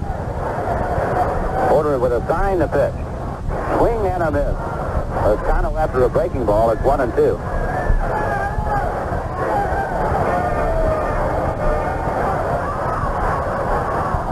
Eddie Rodriguez trying to keep the Royals afloat here. They're down 6-2 in the bottom of the 4th. And the Brewers threatening again here. Here's the 1-2 pitch. Line in the right field. It's going to fall for a base hit. Bando around third is going to score. Al Callen bobbles the ball. And now Ogilvie's at third base. Lezcano holds at first, and it's 7-2 Milwaukee.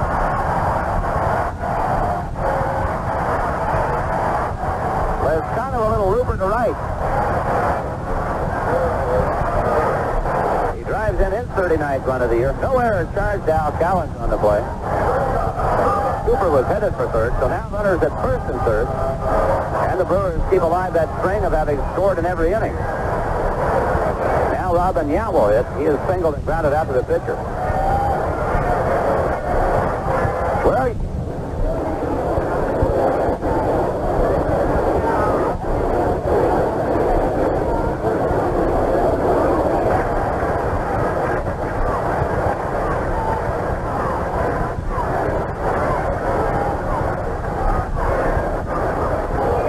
game is an hour and 40 minutes old, and we are only in the bottom of the 4th. It is 7-2 Brewers. They have 10 hits. The Royals have 5. Still just one out in the bottom of the 4th. The pitch. This is inside, ball 1. Steve Mingori now throwing in the Royal bullpen.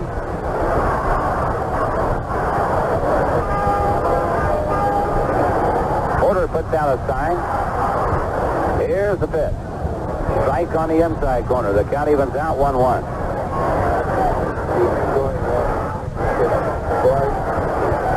Dick Davis in the on-deck circle. Here's the 1-1 pitch. Inside, gets away from Porter. The runners can't advance. Now 2 balls and a strike.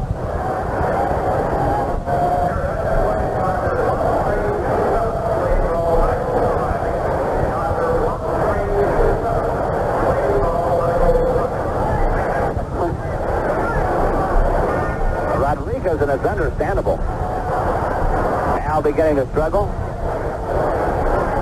Now the 2-1 pitch. Ball inside, 3-1.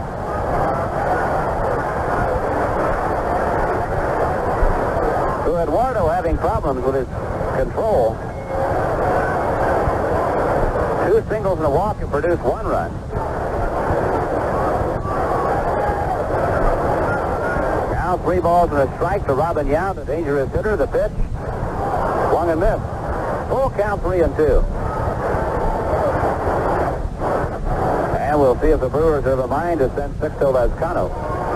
Ogilvie at third, Lezcano at first with 1 out. Here's the 3-2 pitch. The runner is going. It's ball 4 inside. The bases are loaded. Now Galen Cisco headed for the mound to talk to his pitcher.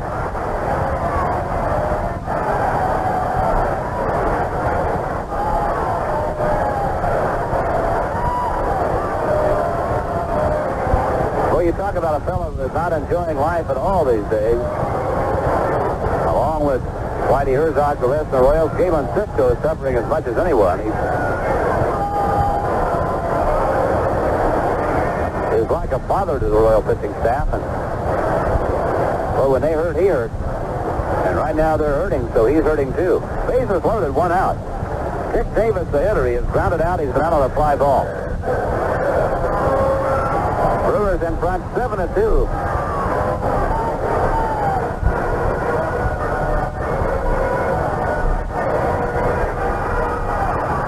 They were in front 6-0. The Royals got 2 of them back, but now 1 more is scored. Here's the pitch. Fouled out of play, 1 strike. The Royals have pitched Dick Davis extremely well. He's 1 for 14 against Royal pitching this year.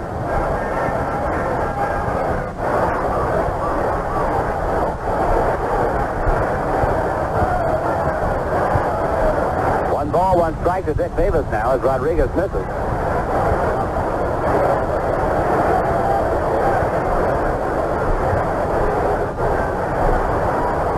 Rodriguez pitch.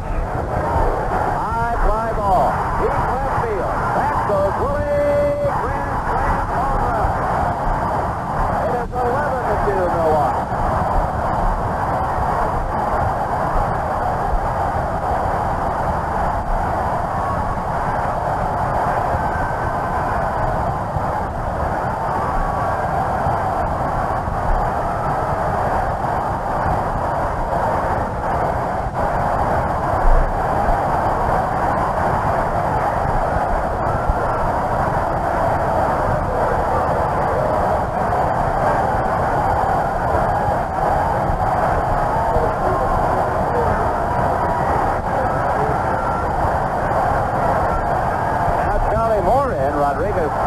First pitch, ball 1. Home run number 5 for Dick Davis.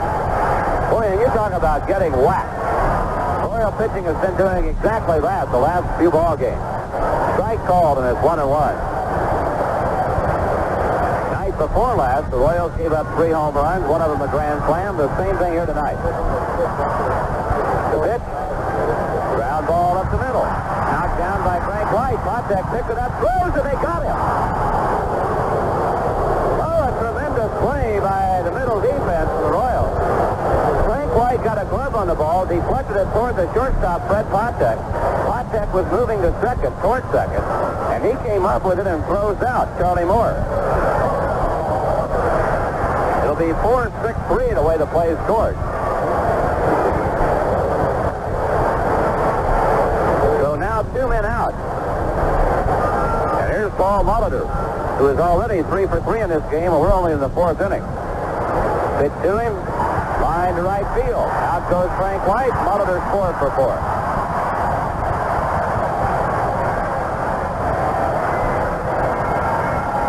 A dozen hits now for Milwaukee. They have a 2-run homer, a 3-run homer, a grand slam home run.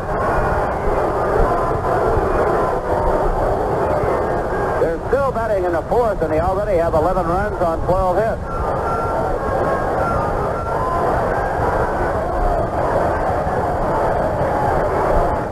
The Brewers have had 17 base runners in 4 innings.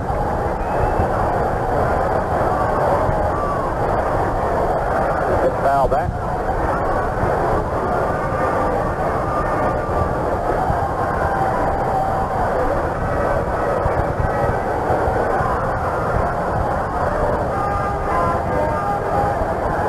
Cooper, the hitter.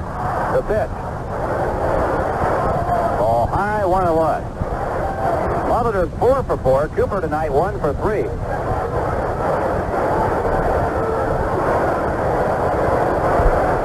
He's 11-2 Milwaukee in the bottom of the 4th. Here's the pitch. Ball outside, 2-1.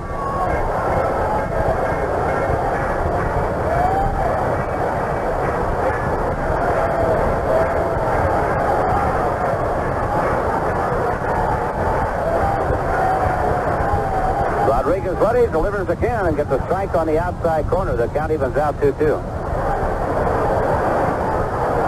Cleveland beats Seattle 13-3 tonight. The Mets have gone in front of Atlanta 2-1.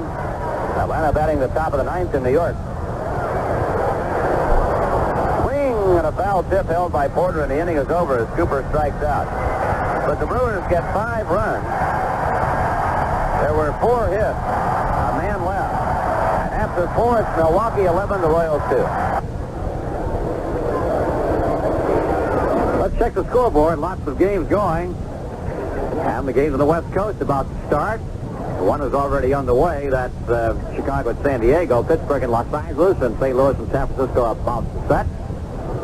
National League games underway after 8. Houston won, Montreal won, Atlanta and New York after 8. The Mets lead the Braves 2-1. Cincinnati at Philadelphia after 7. The Reds 6, the Phillies 3.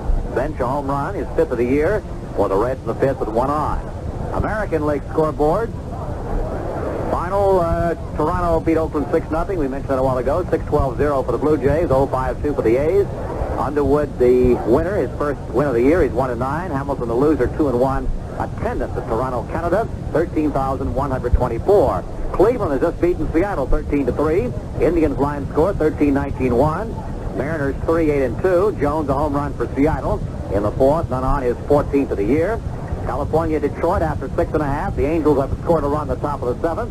They lead Sparky Anderson's Tigers 7-6. Lots of homers in the game. Grich has 2 for the Angels, his 14th and 15th of the year.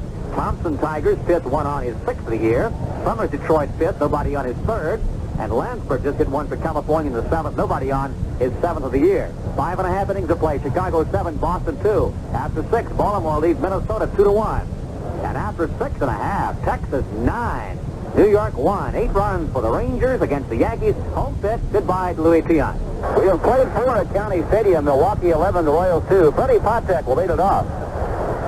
And Pete LeCoq is headed for the Royals bullpen, and we may see something here before this night's over that we haven't seen before. Tell you about the ball game and perhaps a bit more about that. Here's inning. Hi, Fred. Freddie Patek leading off. Fred has the single in the game. He's 1 out of 1. Pete LeCoq, unbeknownst to most, has one of, and I'm serious about this, one of the very fine knuckleballs I have ever seen a baseball player throw on the sideline. Mike Caldwell's pitch to Patek is inside, ball 1. A lot of players more or less play around on the sideline. You know, all everyday players want to be pitchers. Outside, all pitchers want to be everyday players, just like all actors and singers want to be ball players. All ball players would like to be singers and actors. Well, Pete LeCoq is going to the bullpen, and if need be, I think we'll see him pitch. And he might show us some knuckleball, because I've seen Bruce Canton throw on the side. I've stood alongside while Wilbur Wood to watch his knuckleball. And Pete, if he could get it in the strike zone, would be the equal to Bruce Canton.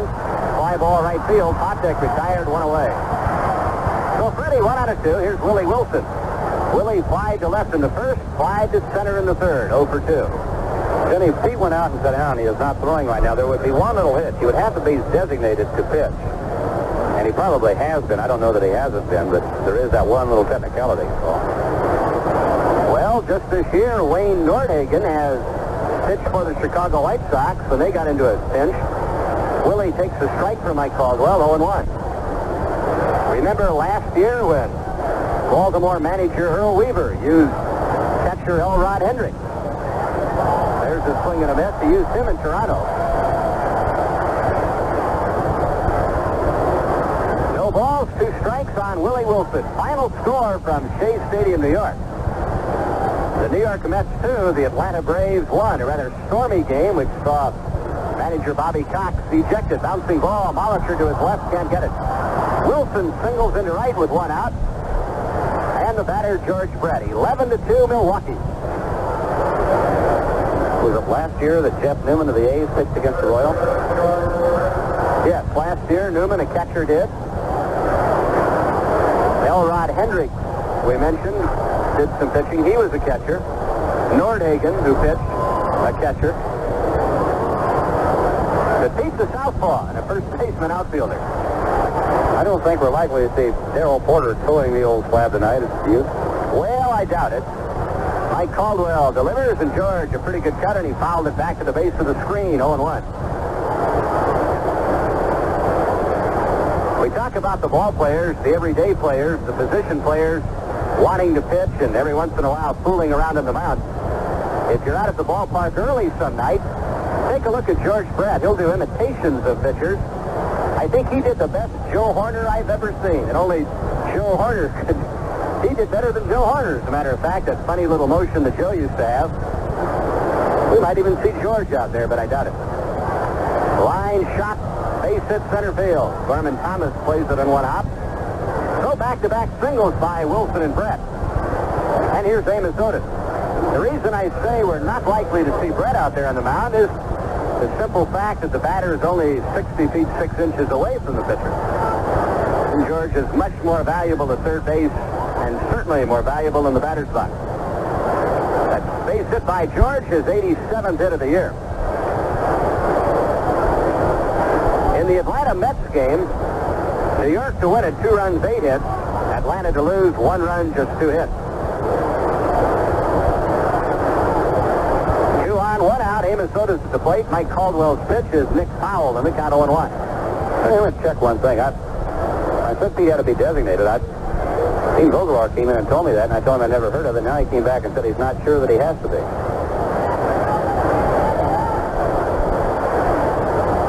don't know why you would have to be. Now the signal given. Here's the stretch by Mike Caldwell. The pitch to Otis is drilled into left field for a base hit. Willie Wilson makes the turn at third, and he'll score. Brett stops at second. That makes it 11-3 Milwaukee. Otis has his 35th RBI, his second hit of the ball game. And the batter is Al Collins. Al singled in the second, popped the second in the fourth.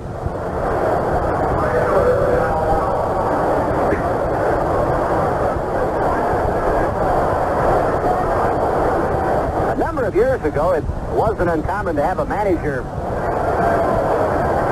have his pitcher play first base or third base for a hitter. And perhaps have another man come in to pitch and then take the man off first base and put him back on the mound. I have never seen that done in the big league. It has been done in the big league. Collins takes a little bit high. 1 ball, no strike.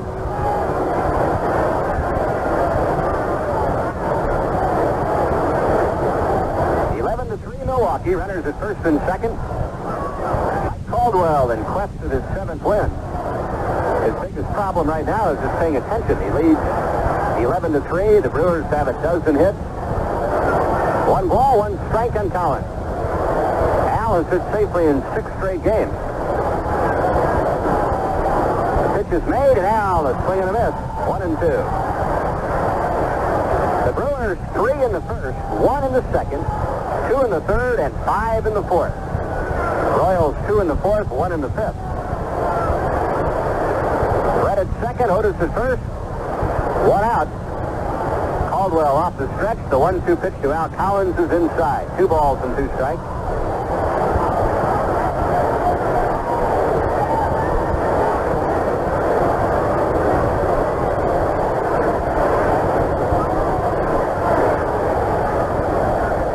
Given. Here's the pitch to Al. High fly ball, left center field. Ben Ogilvie, the left fielder, there to make the catch.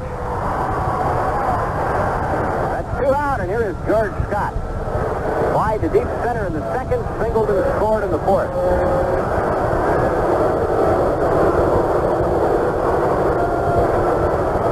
Lou Piniella, homer for the Yankees in the 8th inning with the man on, his 7th. The Texas way out in front of New York, 9-3. The Yankees playing down in Arlington. Cincinnati leading the Phillies by the score of 6-3. They're in the 9th inning in Philadelphia.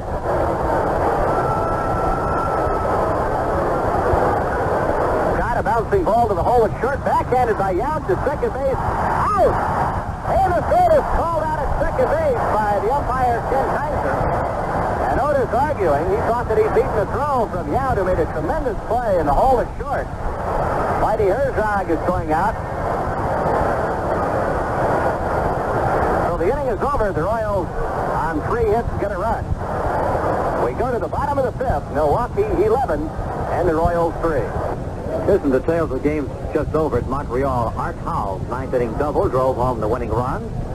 And and Jocelyn Adjudar hurled a 5-hitter as the Houston Astros scored a 2-1 victory over the Montreal Expos.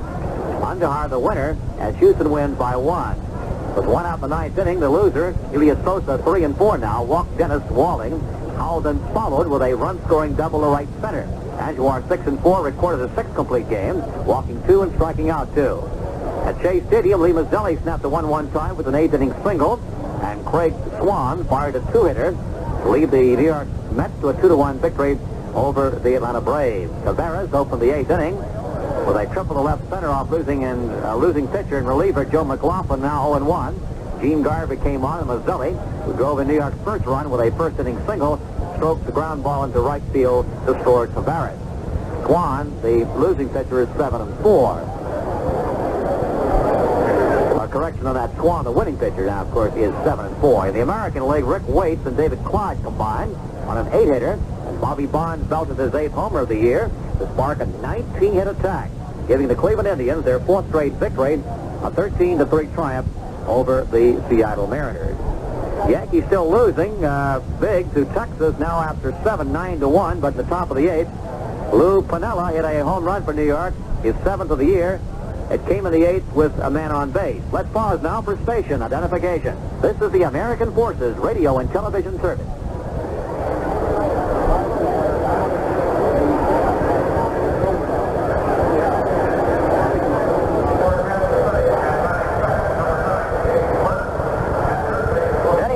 Along with Fred White and producer-engineer Ed Shepard. We are at County Stadium, Milwaukee, and the Brewers are leading 11-3, bottom of the 5th inning. A couple of defensive changes for the Royals. Jamie Quirk is now catching. Jerry Terrell has gone to third, replacing Brett. So Brett and Porter out. Terrell and Quirk into the lineup. The batter, Sal Bando. Sal has walked, singled, and homered. It was Sal who fired the opening salvo in the first inning with a 3-run home run. Charlie Moore hit a 2-run homer in the 3rd, and then Dick Davis with the bases loaded in the 4th. 11 runs, a dozen hits for the Brewers. Bando swings and pops it up into shallow right. Out goes Frank White. Under the ball, makes the catch, and there's one away. Bando retired for the first time tonight. Comes Gorman Thomas. He's 1 out of 3. His 2nd inning single. He has an RBI and 39 for the year. A final score in from Montreal, where the National League division leaders, the Eastern Division leading Montreal Expos, have lost to the Western Division leading Houston Astros, 2-1. Ground ball. Patek at short has got it. Fires to first to throw off line and safe.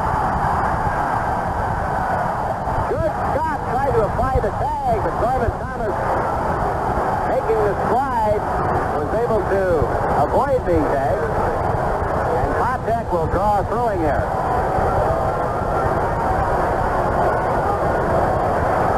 So the Astros 2, the Expos 1.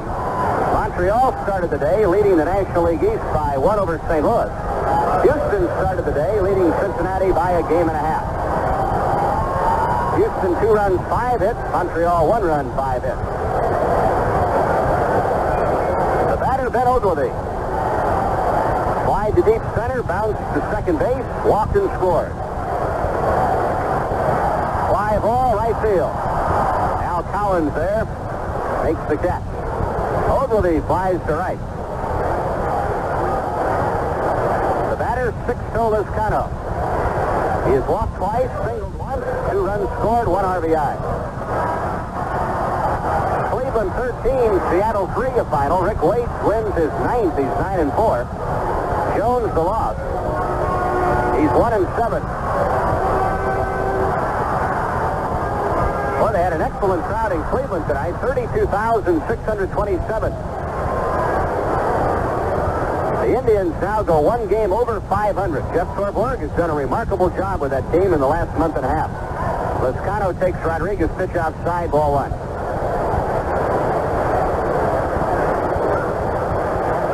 Torborg was under severe fire in April. But he has certainly turned that Cleveland team around. 2 balls, no strikes on Sixto Lizcano.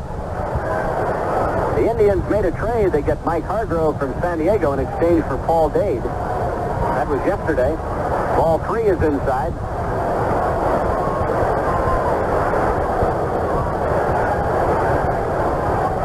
The Milwaukee Brewers have had 18 base runners. There's a strike, 3-1. And we are only in the bottom of the 5th inning. 11-3 Brewers.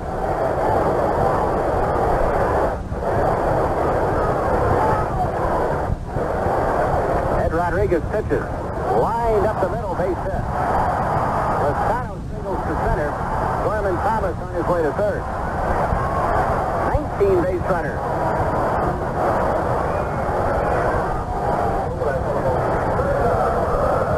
Here is Robin Yount. Singled in the first. Walked in the fourth. Bounced back to the pitcher in the third.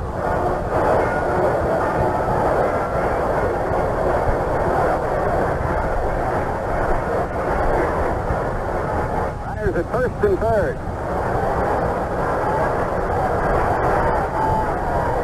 Two out in the bottom of the 5th. Rodriguez pitches in a fly ball left field.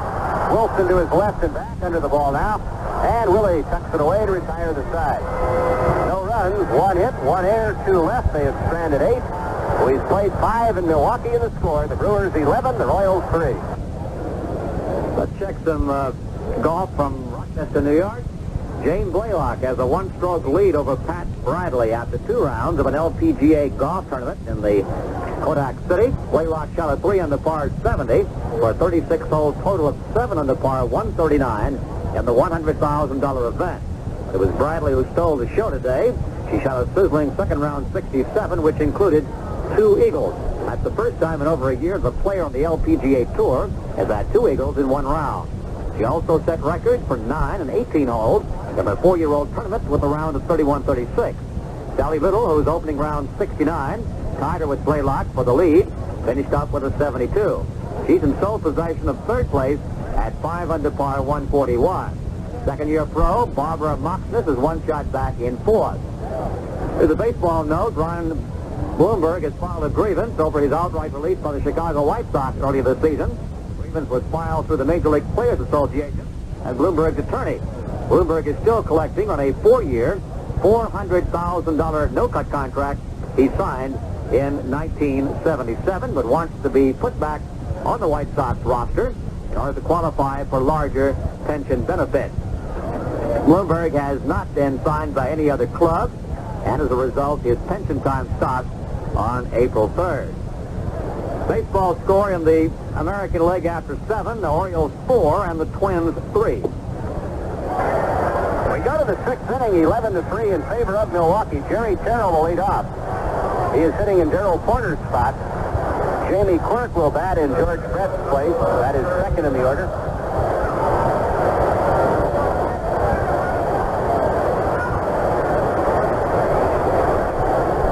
Jerry Terrell, the right-hand batter. Jerry hitting .364 for the year. He's 4 out of 11. 2 of his 4 hits have been doubles. Bouncing ball deep short. Yount has a long throw to make. Safe at first. Terrell beats the throw. It'll be an infield single.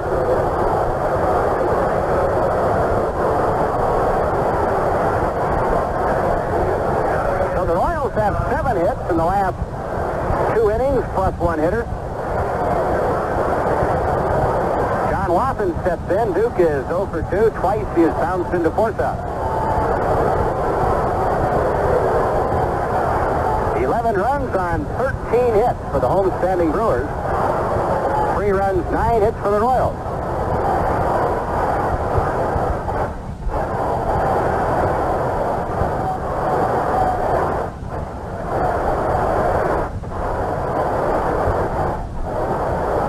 Watson, a right-hand batter. Here's the stretch by Mike Caldwell in the pitch. Breaking stuff is inside, ball 1.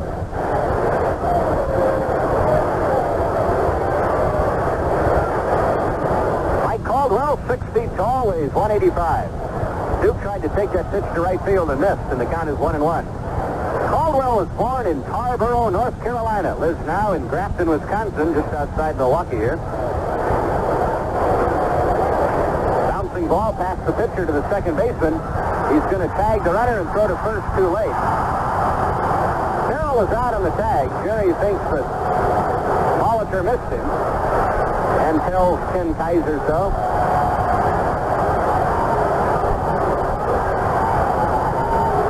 So Molitor. Now Carroll continues to argue. Steve Boros is going to go out and get first the batting helmet, and now Jerry Carroll.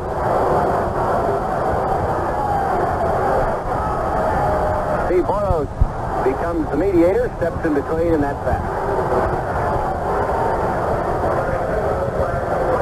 So 3 times tonight, Watson has hit ground balls. Duke is at first, 1 away. Frank White at the plate. Frank has hit 2 ground balls, 1 to third, 1 to second. That's Caldwell's style. He's a sinker baller. You know that Mike has his good stuff when you see a lot of ground balls on your score sheet. There's a line drive, though, into center. Frank White has his first hit of the game. Watson stops at second.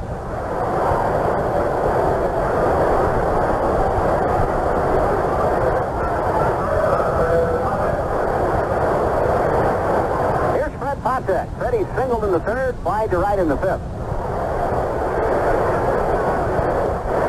Mike Caldwell, a professional since '71, got to the big leagues for 6 games his first professional season. Then won 7 for the Padres in his second year. Drafted by San Diego. Had a 6-1 minor league record before joining the Padres for good. He was 13-25 in 3 years with the Padres. Traded to the San Francisco Giants for Willie McCovey in October of '73.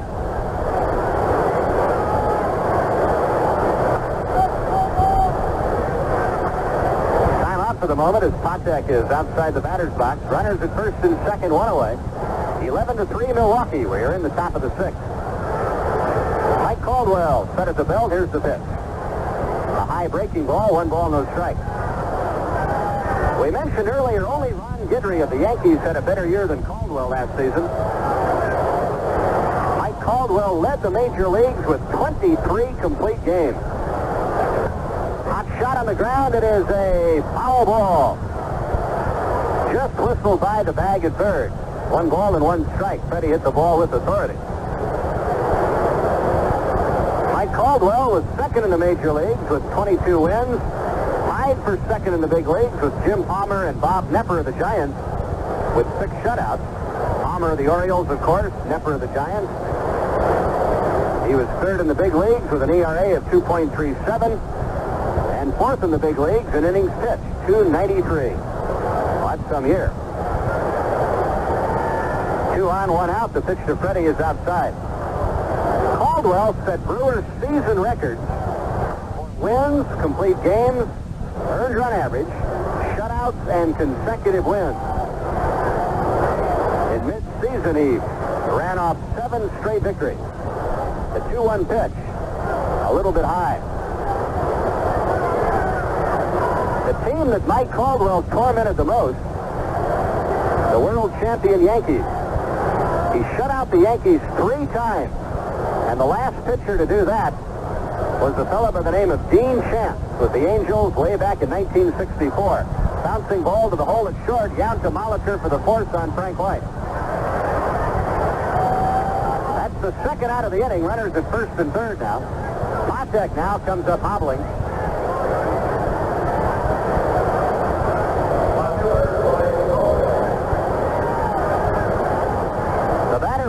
Willie, 1 out of 3, singled and scored in the 5th.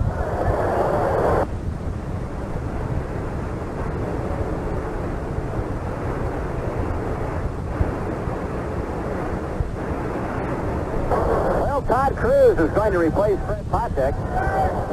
Fred's still bothered by that bad leg, and he was hustling down the baseline and has apparently aggravated that injury, so he will leave and Todd Cruz will enter. 11-3 Brewers. Royals batting in the top of the 6th. I think the Royals just announced they're going to call up Bill Pascal from Omaha.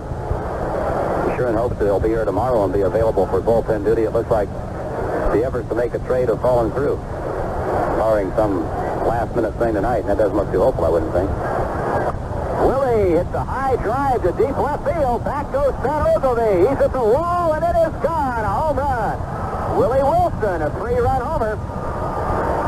That makes it 11-6 Milwaukee. The 9th home run surrendered by Mike Caldwell this season.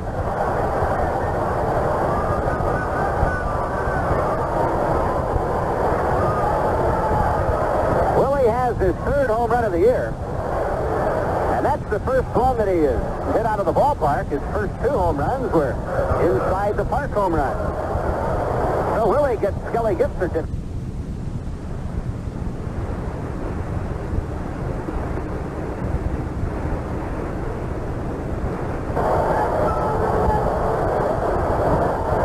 That gives Wilson 13 RBIs. Jamie Quirk at the plate, and James takes the strike, 0-1.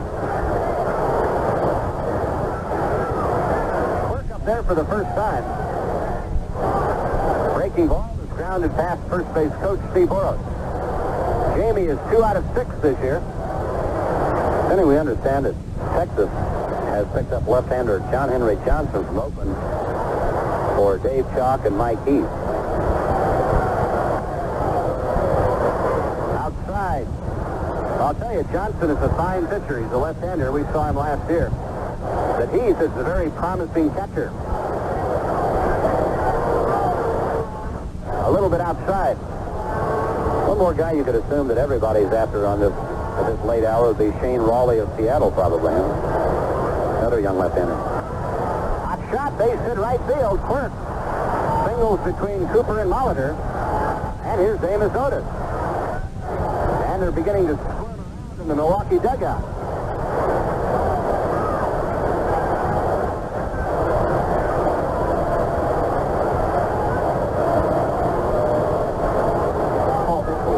Cal McClish. Paul Mitchell begins to throw for the Brewers. Hey, fans may not be familiar with the name John Henry Johnson because he's been pretty well buried on that Oakland ball club. Not buried in the sense that he didn't work. He worked a lot, but it's just tough to win out there. But I've got to agree with you. From what we've seen of him, I have to think if you put him on a good ball club, that he's going to be a very effective pitcher. I'll tell you, it's a good trade in both cases because if Heath progresses the way that most baseball people think he will, the A's have a fine catcher for a number of years. And it's good for the A's because anytime you can trade a pitcher for an everyday player, and especially a catcher, a second baseman, a shortstop, or a center fielder, you're well ahead of the game. And with Sundberg, the Rangers don't need a catcher, barring injury, obviously. And it will really help their pitching staff. And they felt that they're just one pitcher short. How do you think Dave Chalk must feel tonight? He's gone from the club leading the division to a strong contender to oblivion. Dave is probably thinking, chalk me off. Huh? Chalk went up for Charlie. Something along those lines. Shot foul by Amos Otis. 1 ball and 1 strike.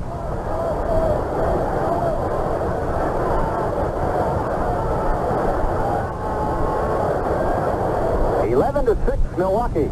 Royals batting in the top of the 6th.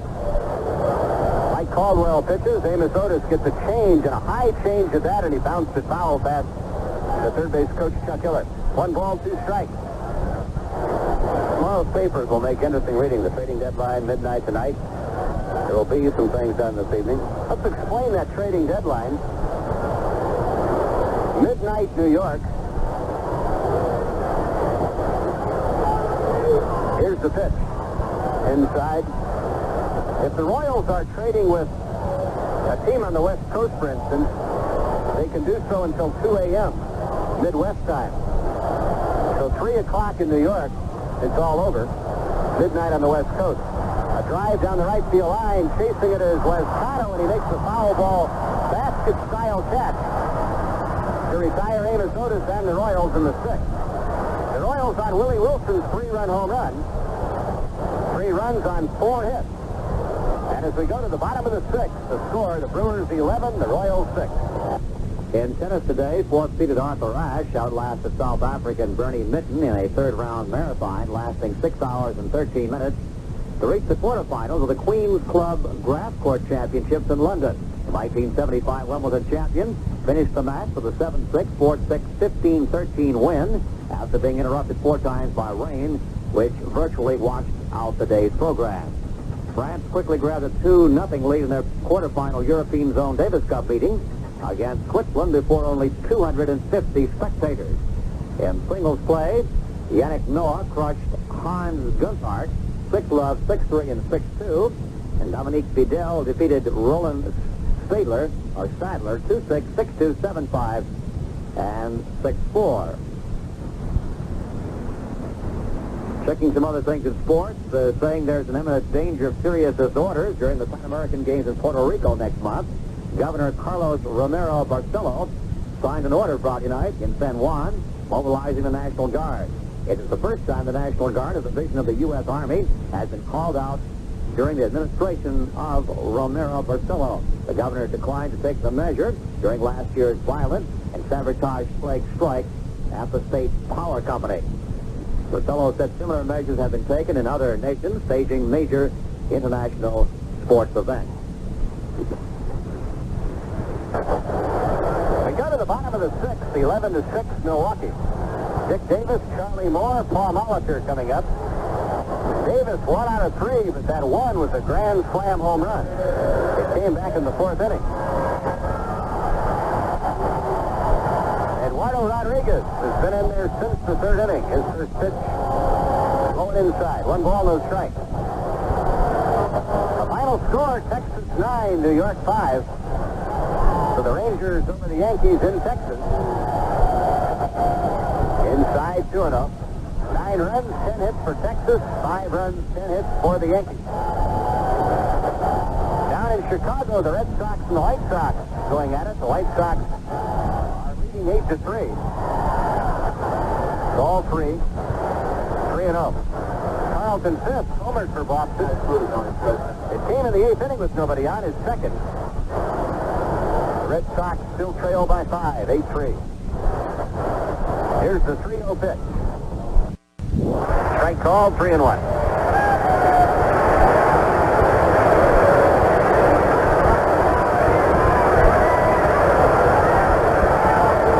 Signal given by Jamie Quirk. Inside, ball 4.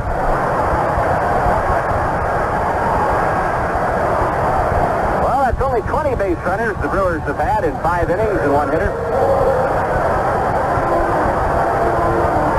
Charlie Moore, who's 1 out of 3, a 2-run home run in the 3rd.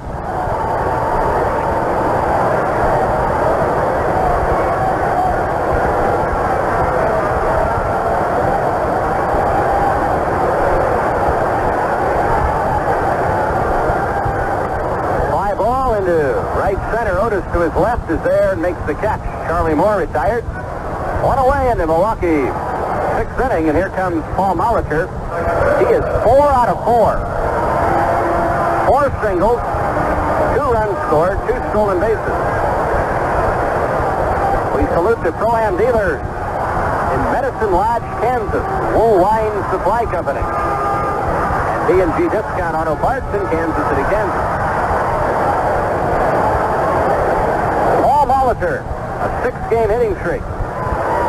He started the night hitting .303, and he's 4 out of 4. He slices one down the right field line. It is peeling off into the crowd. No balls and a strike. Dan Ford homered for the Angels in the 9th inning with nobody on, his 8th, to put the Angels out in front of the Tigers 8-7. Boston got 3 in the 8th. They have chopped into the White Sox lead. It's now the White Sox 8, Boston 5. Red Sox trying to rally. Molitor takes high, 1 ball and a strike.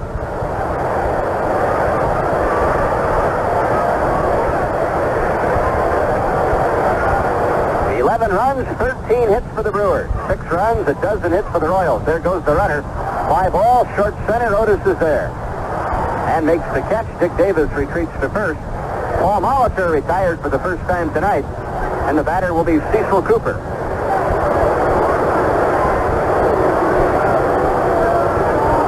Cecil is 1 out of 4. He singled and scored in the 1st inning.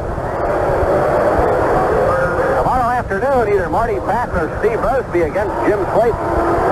And And on Sunday afternoon, Rich Gale and Larry Sorensen.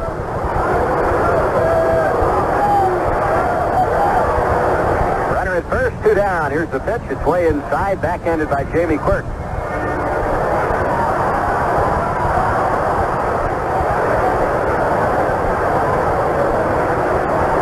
Just a perfect night for baseball. Slight breeze now blowing to left. It was blowing quite hard when the game started. But the wind has calmed a bit. The temperature in the 80s. The weatherman says tomorrow temperature into the 90s.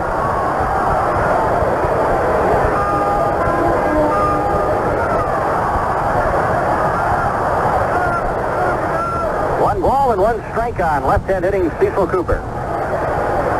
Foul ball, backing out of play. A ball and 2 strikes.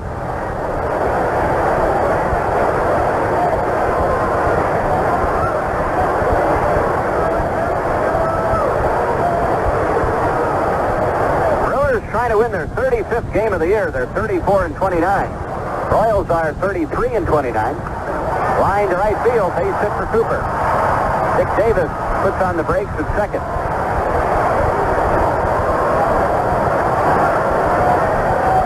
Val Bando comes toward the plate.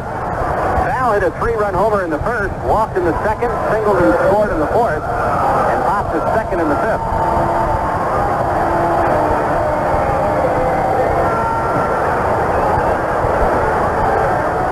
Second occupied, 2 out.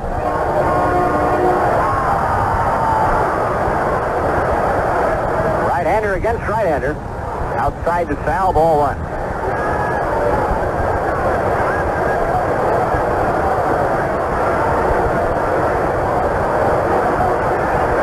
Frank Howard, the big first base coach, talking to Cecil Cooper. Bando takes down too low.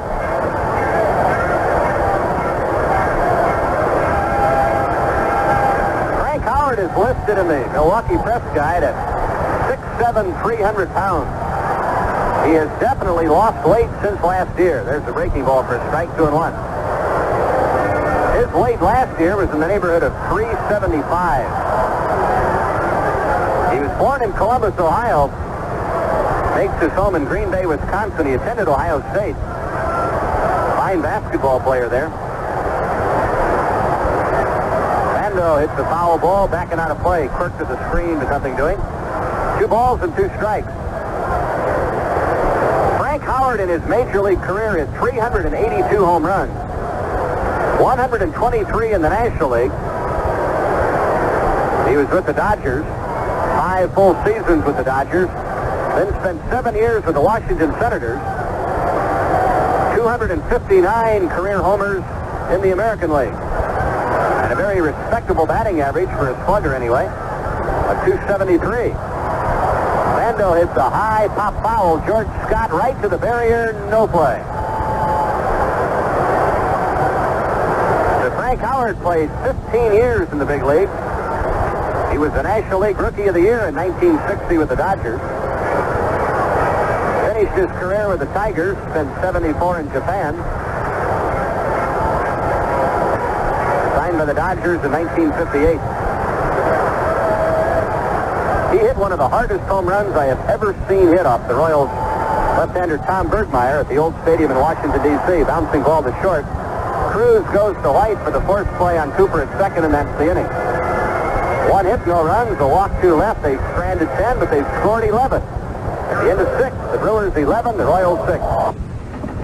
A couple of baseball notes, possibly with tongue-in-cheek and possibly not, but Harrelson's former softball team is demanding compensation from the Philadelphia Phillies for signing Bud. Harrelson played for the Browsery, a team in a league governed by the Huntington Long Island Softball Commission. Commissioner Tide Lederer of the Huntington Group fired off a letter to Baseball Commissioner Bowie Kuhn asking compensation for Harrelson. Bud retired from baseball 2 months ago and has been playing softball on weekends. Recently returned to the Phils after they lost a couple of infielders through injuries. The compensation Huntington is asking for is Philly relief pitcher Tug McGraw, a bright spirit on and off the diamond. Former Detroit Tiger first baseman Norm Cash is reported still in serious condition after having what doctors believe was a slight stroke. The Tigers team physician says Cash suffered some paralysis on the right side of his face and body but is still able to speak. The 44-year-old Cash played for the Tigers from 1960 through 1974, hitting 373 home runs in that span. Well, on Thursday, the Cleveland Indians and San Diego Padres completed the trade. The Indians sent outfielder Paul Dade to the Padres in exchange for first baseman Mike Hargrove. The 27-year-old Dade was batting .282 for the Tribe with 3 homers and 18 runs batted in. Hargrove, who's 29, hit only .192 with no homers and 8 RBIs for the Padres this year, but he's a lifetime .288 hitter. As the Royals come to bat in the 7th, the Brewers have a new pitcher, and he is none other than Paul Mitchell. We owe you a station break, so let's take care of that item of business right now. This is the Kansas City Royals Radio Network. This is the American Forces Radio and Television Service.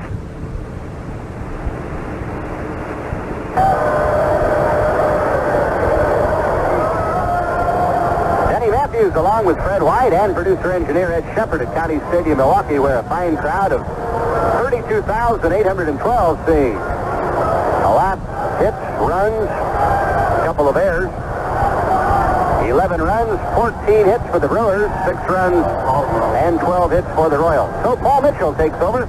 Mike Caldwell went 6 innings to allow the 6 runs, 2 dozen hits. 7th inning. Here again is Fred. Okay, thank you, Denny. On a night that the Royals got to Mike Caldwell, who had finished 9 of his 13 starts prior to this, and they got to him for 6 runs and a dozen hits in 6 innings, tonight the Royal pitching couldn't hold him, so the Royals down by 5. Still alive and breathing here in Milwaukee. The offense springing to life. After the Royals were down 6-0, they cut it to 6-2. Then it was 11-2. Now they're back to 11-6, and Al Cowan's hoping to start something against Paul Mitchell, formerly of the Oakland A's and the Seattle Mariners. Right-hander against right-hander to start the Royal half of the 7th. Mitchell set the first pitch to Al Cowan's on the way. High bouncer foul past third. 1 strike. The Reds beat the Phillies 6-3 tonight. A final in Philadelphia.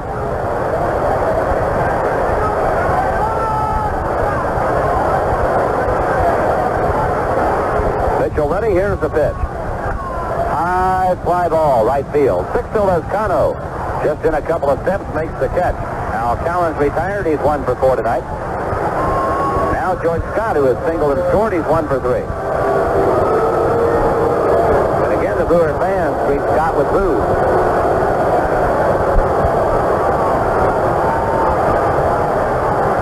George was very vocal about wanting out of Milwaukee, and the fans haven't forgotten.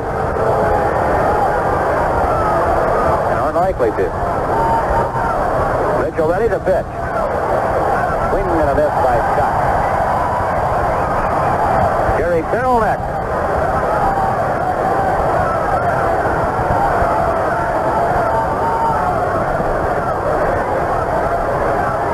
Mitchell ready again, the pitch.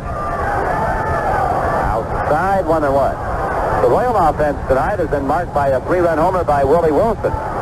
The first home run in his major league career that he's hit out of the park. He had 2 inside the Parkers earlier this year.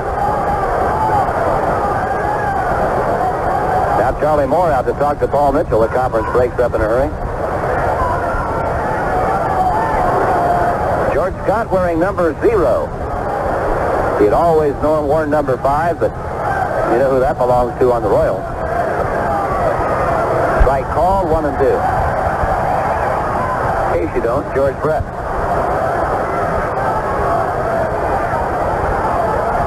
Mitchell set the pitch again.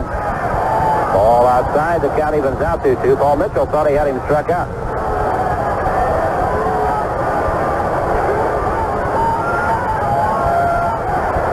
Moore puts down a sign. Here's the 2-2 pitch. High bouncer to shortstop. Robin Yount with a chest-high hop throws out Scott. 2 men gone. So Scott's 1 for 4 tonight. Here's Jerry Terrell, who beat out an infield single his first time up. How would you little leaguers like to take your entire team out to see the Royals big leaguers play free?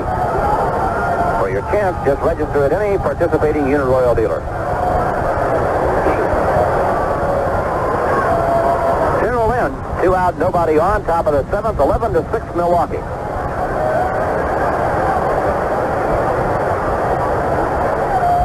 Terrell steps out again. Watson will hit this inning if Terrell gets aboard. Here's the pitch. Off-speed breaking stuff high, 1-0.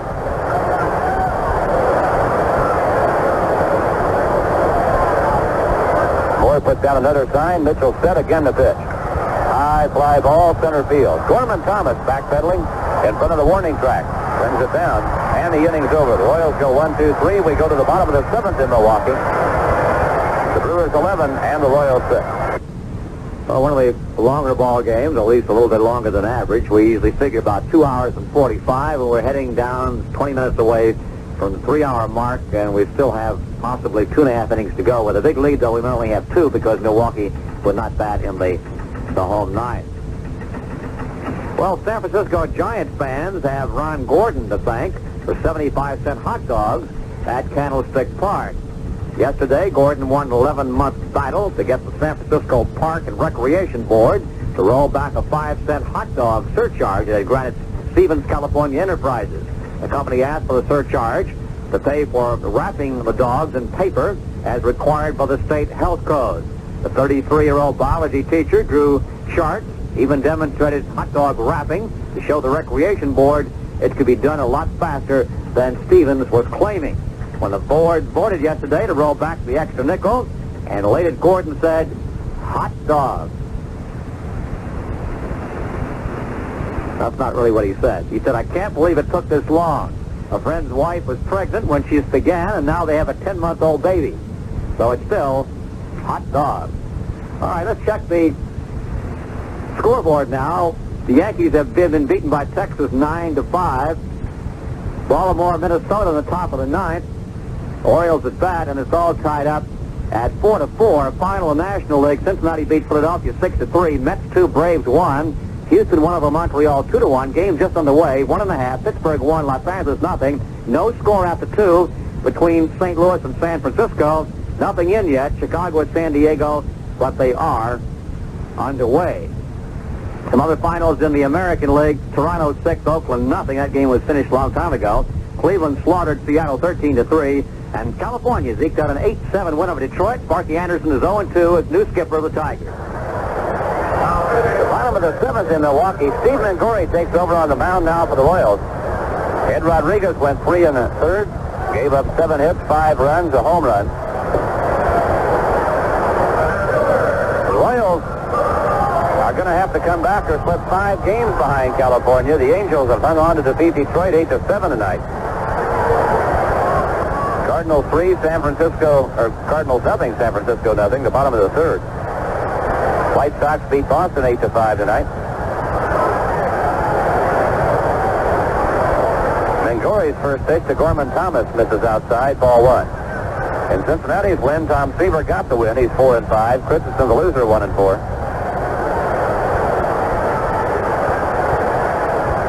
Mangori ready to pitch again. Swing and a miss. Count evens out, a ball and a strike on Gorman Thomas.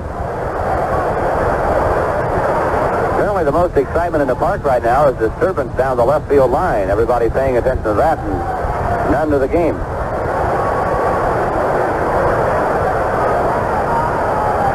Then he has the glasses on. We may get a blow-by-blow account. Here's the pitch to Gorman Thomas. Strike call, 1-2.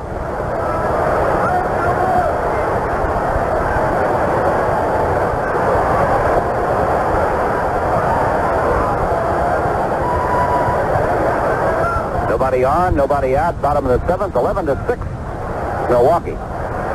Mangori's pitch is a high foul ball in the upper deck down the left field side. Still 1-2. Denny's lost interest. It must have been a very weak altercation. Oops, now he's back at it.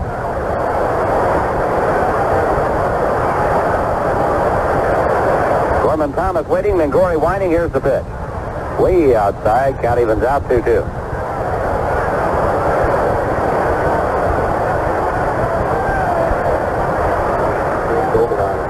Good crowd here tonight, 32,812.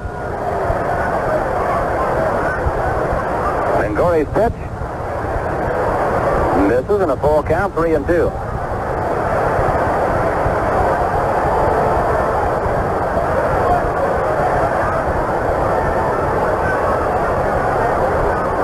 Gorman Thomas waiting, Steve Mangori winding. Here comes the 3-2 pitch.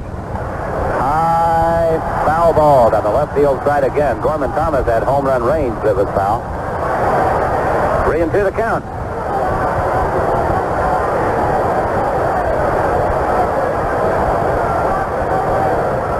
The outfield playing Thomas deep into Paul. Mangori ready again, the 3-2 pitch on the way. Popped him up foul, but it's going to be out of play. Darrell near the Royal dugout, runs out of room.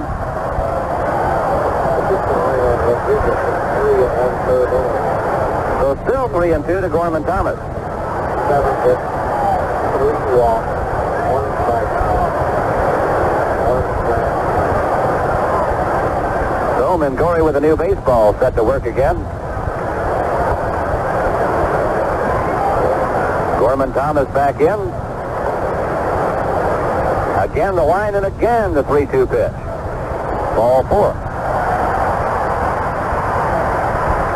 That's the 7th walk given up by Royal pitching tonight. The first issued by Steve Mangori. He walks the first man he faces. And here comes Ben Ogilvie, who's 0 for 3. He has walked and scored a run.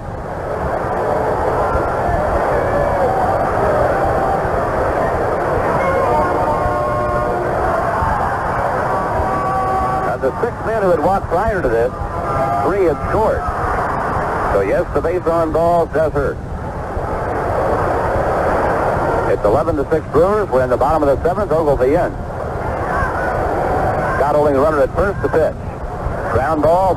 Scott grabs and steps on first, throws to second. Now they've got the runner trapped, and he is tagged out by George Scott. An excellent play by Scott at first base. Ogilvie just hit a BB down the first base line. Scott able to pick it off. Stepped on the bag. Then threw the shortstop, Todd Cruz, who ran Thomas back to first, then fired to Scott, who tagged him out. So it's a 3-6-3 double play, with George Scott recording both putouts, of course. And 2 out, nobody on to Sixto Lascano. He has singled twice. He has walked twice. Driven in a run and scored twice. So quickly, 2 out, nobody on.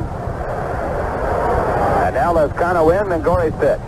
Ground ball to short, Todd Cruz has it. Comes up gunning, and the inning's over. Lascano goes short to first. No runs, no hits, nobody left. And after 7, it's Milwaukee 11 and the Royals 6. Al Bunbury has just smashed a triple to the right field corner, and the Orioles have scored twice in the top of the 9th. So Minnesota now coming to bat, and they need a couple of runs to stay alive in that ball game. The score is the Orioles 6 and the Twins 4. Al Bunbury has been hot as of late, getting his first triple of the year. He picked a good time to do it with 2 mates on board. Mike Squires drove in 4 runs, including 2 with a double at key to 5-run second inning. The Chicago White Sox registered an 8-5 victory over the Boston Red Sox. Chicago also took advantage of 3 Boston errors, as Rich Wortham, 7-5, picked up the victory, allowing 8 hits before giving way to Steve Trout in the 8th inning. Again, it's 8-5 Chicago over Boston.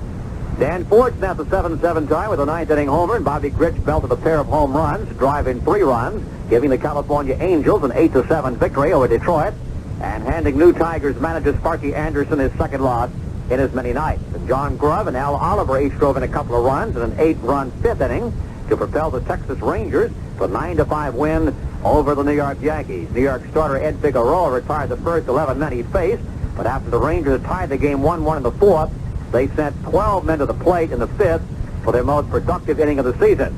In the National League, Tom Seaver celebrated the 2-year anniversary of his trade to Cincinnati by tossing a 6-hitter and also double home 2 runs as Cincinnati beat Philadelphia 6-3. The 6th Milwaukee, John Watson to lead it off against Paul Mitchell. And again, here's Denny. Hi, Fred. Watson is 0 for 3. He has scored a run. 11 runs on 14 hits for Milwaukee. They got 3 in the first, 1 in the second, 2 in the third, and 5 in the fourth. None since. The Royals 2 in the fourth, 1 in the fifth, and 3 in the sixth. Watson, a fly ball into right field. Lescano fading back makes the catch, and there's one away. The Royals 3 runs in the 6th, the result of Willie Wilson's home run. His first outside the park home run this year. He had 2 inside the park home runs. The batter is Frank White. Frank is 1 out of 3, singled in the 6th. It has been a big payday, or pay night, for the Brewers. 32,812 looking on. They have drawn very well this year. Frank, after a Paul Mitchell fastball, didn't get it. 0-1.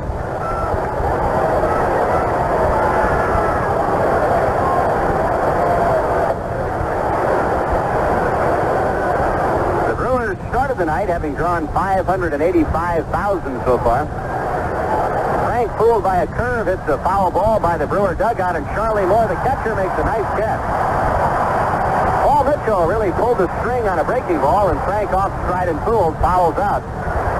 Moore, as he neared the Milwaukee Brewers dugout, took a little peek to see where he was, but nonetheless able to make the catch. 2 down. Now Steve Braun is going to hit for Todd Cruz. Braun, the best of Cruz.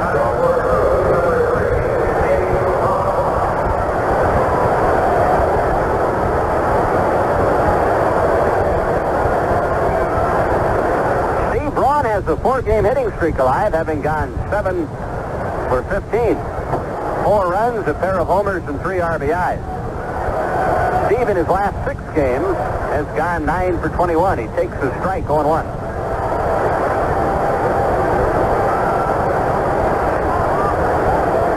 Right-hander Paul Mitchell ready and pitches. Fastball missed away, 1 ball and 1 strike.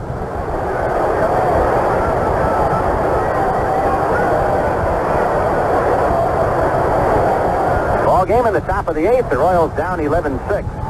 Off speed and outside.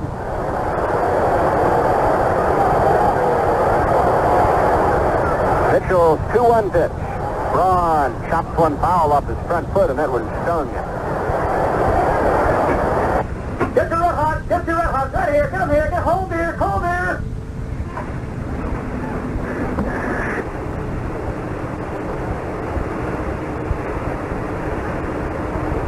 Pitch sharply down on his instep. 2 balls, 2 strikes, 2 out.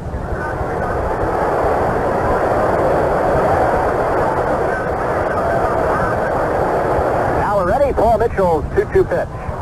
Over but low, 3-2. Braun has an excellent eye.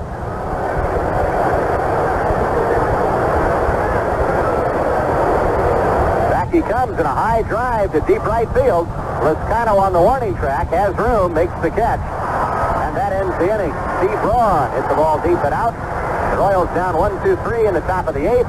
The Brewers take their turn in the bottom of the 8th inning, and Milwaukee leads the Royals 11-6. Billie Jean King blasted a warning of her intention to capture the all-time record of 20 Wimbledon titles today by overwhelming Martina Navratilova 6-1, 6-2.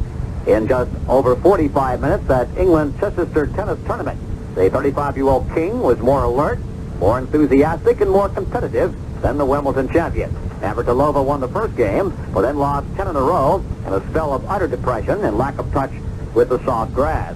She watched the match slip from her grasp with a suddenness that stunned the crowd. King has a semifinal encounter with former Wimbledon champion Yvonne Goolagong, who ended Pam Teagarden's fine run by 6-2, 7-6 in the quarterfinal.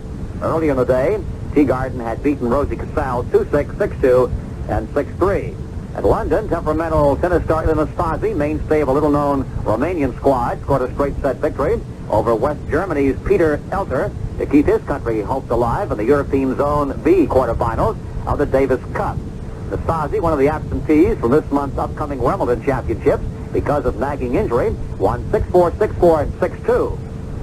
Poland's Wojciech Fibik, like Anastasia, a lone world-class player on an inexperienced team, posted an emphatic 6-2, 6-love, 2-6, and 6-4 win over Italy's Andrinato Panata in a Zone D quarterfinal to raise the possibility of a surprise Polish victory over the 1976 champion. The return singles matches will be replayed on Wednesday. Milwaukee 11, the Royals 6. Bottom of the 8th inning. Robin Yount at the plate. Stephen Gorey on the mound. Yount is 1 out of 3. Singled back in the first inning. Mingo's pitch is a screwball swung and missed. 0-1. The New York Yankees and the Cleveland Indians have just made a trade. Outfielder, catcher, designated hitter Cliff Johnson goes from New York to Cleveland in exchange for left-hand pitcher Don Hood. A ball to Robin Yount, 1-1.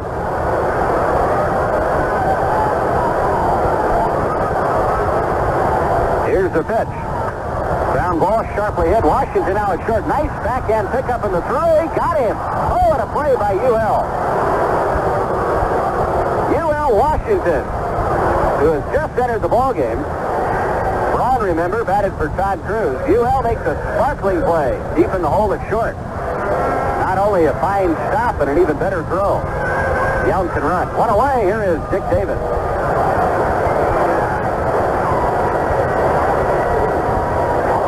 Davis, a grand slam home run in the 4th inning. As the Royals scored 2 in the 4th, 1 in the 5th, and 3 in the 6th, that grand slam home run became a mighty, mighty big item in this game. The first pitch is a strike, 0-1. The other trade tonight between the Texas Rangers and the Oakland A's, Mike Heath and Dave Chalk. Heath a catcher, Chalk an infielder, from Texas to Oakland in exchange for a left-hand pitcher, John Johnson. A ball and a strike on Dick Davis. The Royals have recalled Bill Pascal from Omaha.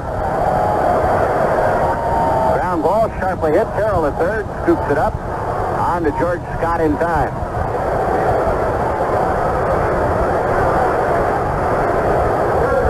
Two away. Here is Charlie Moore, the catcher.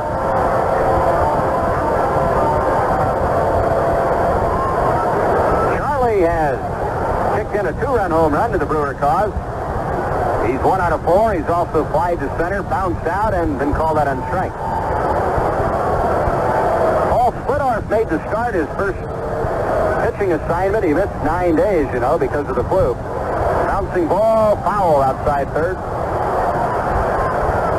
And Paul struggled. It was just hard work for Split tonight. Didn't have his good stuff, didn't have his good control at all. He was behind almost every hitter, and as you know, that is very unlike Paul.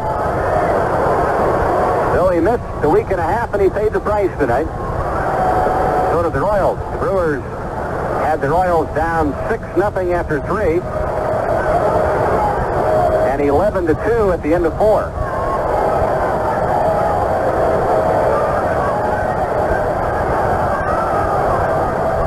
No balls and a strike on Charlie Moore, right-hand batter. Here's the pitch. A little pop-up into shallow right center. Collins on the run. He got there. Good play by Al. 2 fine plays for the Royals in the 8th inning. The Brewers go down 1-2-3, and that is the first time tonight. We go to the 9th. Milwaukee 11 and the Royals 6. As you heard a moment ago, Cliff Johnson has been traded by the Yankees. He's the one that got in the fight with Goose Gossage and put him out of action for a while. Cliff Johnson goes to Cleveland in exchange for pitcher Don Hood. We should get more details on that trade a little bit later. We do have this word in from Arlington, Texas. The Texas Rangers tonight traded right-handed pitcher Doc Ellis to the New York Mets for 2 minor league pitchers and sent veteran infielder Dave Chalk to the Oakland A's for a pair of left-handed pitchers and cash. Of the Mets deal, the Rangers dealt Ellis 1-5 this year with an earned run average of 5.98 from minor league left-hander Bob Myrick and right-hander Mike Bruhart. Myrick and Bruhart will go from the Mets Toddwater Farm Club in the International League to the Rangers Tucson Farm Club in the Pacific Coast League.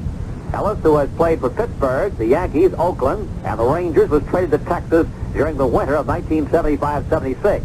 Before the Ellis deal, the Rangers announced the acquisition of left-handed pitcher John Henry Johnson from the Oakland A's for infielder Dave Chalk, minor league catcher Mike Keith, and cash. Texas owner Brad Corbett personally made the Johnson-Chalk-Keith deal with A's owner Charlie Finley after an early morning flight to Chicago. The Rangers had been in need of another left-handed starter to go with John Madlack. With Johnson's addition and the departure of Ellis, the Rangers have 10 pitchers on the roster. Johnson's 22, had an excellent rookie season with the A's last year, posting an 11-10 mark an earned run average of 3.39. Royals bat in the ninth, trailing 11-6. Paul Mitchell sent to work to the top of the order.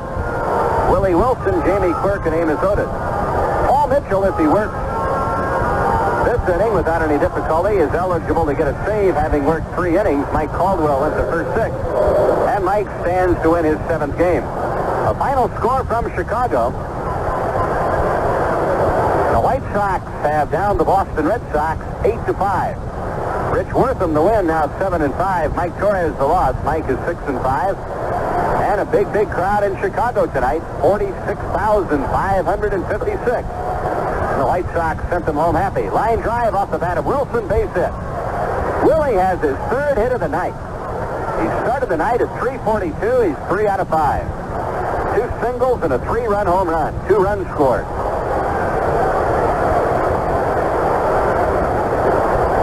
That is the first hit off Mitchell, who retired the first 6. Jamie Quirk, the batter, he singled back in the 6th.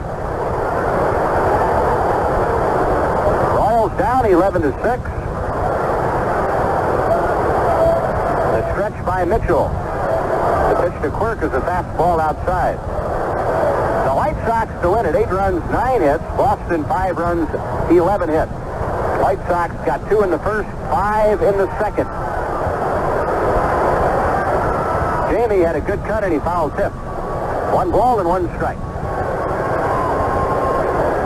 Tomorrow afternoon, Marty Patton or Steve Busby against Jim Slayton. Then on Sunday, Rich Gale and Larry Sorensen. Slayton 5-3, Sorensen is 8-6. Gale 5-4, Marty Patton is 3-0. Steve Busby is 2-3. The pitch to Jamie Quirk is sliced foul and out of play. Lands in the seats on the third base side. 1 ball, 2 strikes.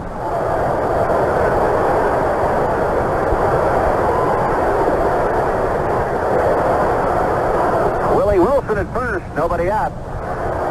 Paul Mitchell against the sign. The right-hander at the belt, checking to see where Willie is. Overhand curve to Quirk is grounded foul outside first.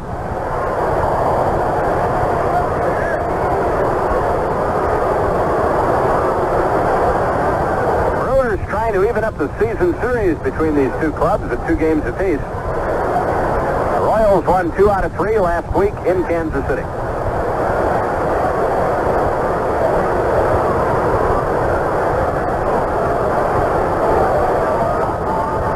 Here's the stretch, the 1-2 pitch. Missed outside. 2 balls and 2 strikes.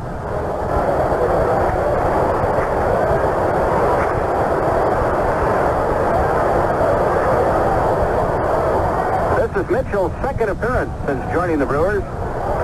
Ground ball, base hit right field.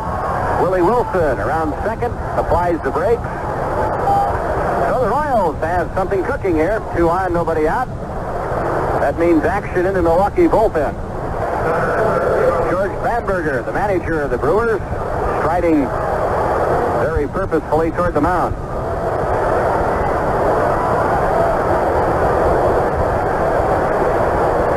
George has done quite a job with this Milwaukee team. Named by the Sporting News as the Major League Manager of the Year in '78. Led the Brewers to 3rd place in the Eastern Division with 93 wins. Trailed the division winning and pennant winning and then World Series winning Yankees by 6.5.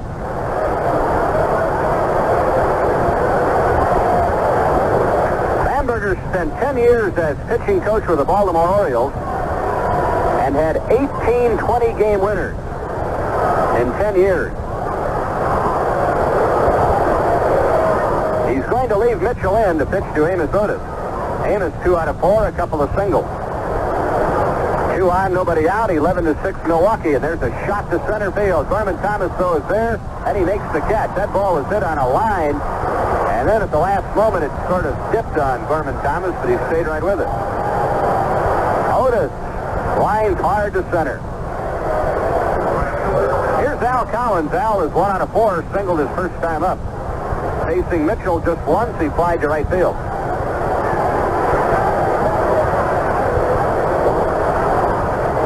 Well, that's a shame. If Otis gets that ball into left center or right center, the Royals really have something on the fire. But that's a big out. That really halts your momentum. You need 5 to tie.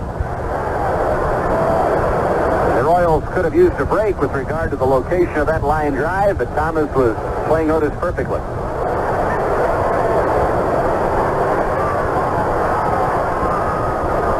George Scott will be next. The Royals need 2 more runners to have a chance. Bounce foul wide of third. No balls and a strike on Al Cowan.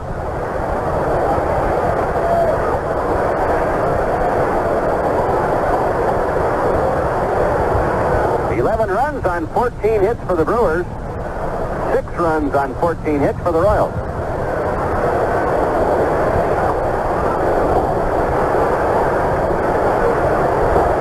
Wilson at second, Jamie Quirk at first. Jamie 2 out of 2 since taking over behind the plate for Darrell Porter.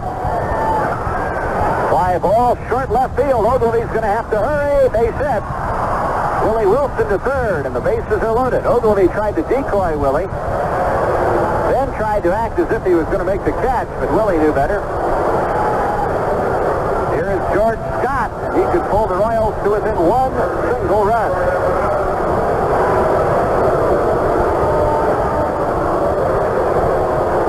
The Royals now have actually out-hit the Brewers by 1, but still trail by 5. Scott is 1 out of 4. He singled in the 4th. Fly to deep center, his first time at bat in a Royal uniform. George Bamberger, the manager of the Brewers, is now standing in the Milwaukee dugout. This was a laugher for a while. Bouncing ball, base hit to center. Willie scores. Here comes Jamie Quirk to the plate. Thomas throw to third, and safe is Cowan.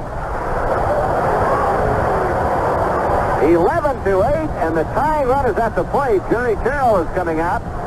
And so is manager George Bamberger. And that's it for Mitchell. So, very interesting. A pitching change being made. The situation is runners at first and third, still but 1 out. We are in the top of the 9th, and the score now, Milwaukee 11, Royals 8. Let's take that time to check the scoreboard of the West Coast games in the National League. No score still after 2, Chicago at San Diego. Pittsburgh and Los Angeles 3.5, Bucks 1, and the Dodgers nothing. St. Louis and San Francisco 3.5, Cardinals 1, the Giants 1. Big news there, though, is Willie McCovey. He hit another home run. Came in the 4th, nobody on, his 9th of the year, and his 514th career home run. McCovey a home run, nobody on the 4th for the Giants. Again, the final scores in the American League. California beat Detroit 8-7. Cleveland triumphed over Seattle 13-3. Toronto blanked Oakland 6-0. Chicago beat Boston 8-5, and Baltimore has just won. They held off Minnesota. Stoddard put out the fire from the bullpen. The Twins scored 1 time in the home ninth after the Orioles scored twice in the top of the ninth. Baltimore holds on to win 6-5.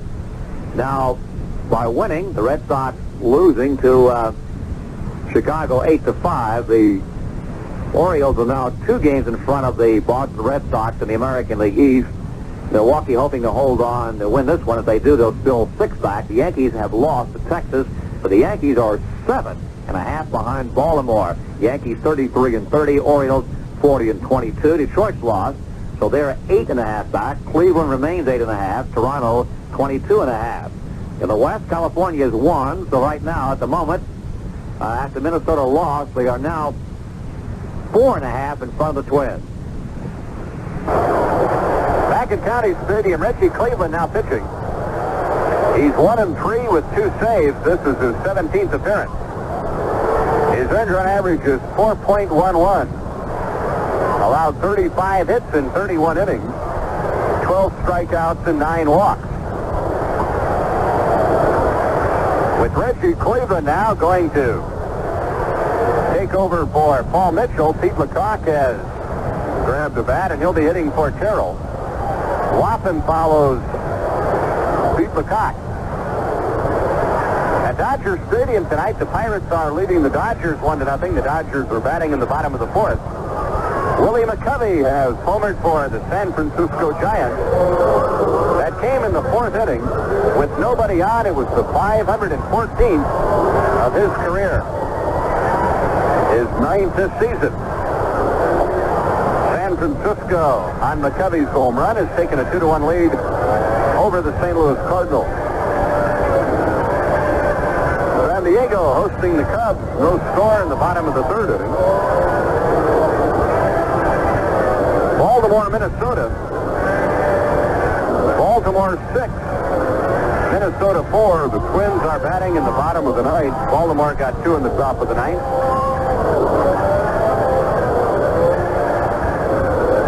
Right-hander Reggie Cleveland about to work to Pete McCaw. Pete, a 271 hitter.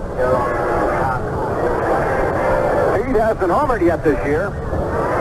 What a spot for it. This would be the tying run stepping up to the plate.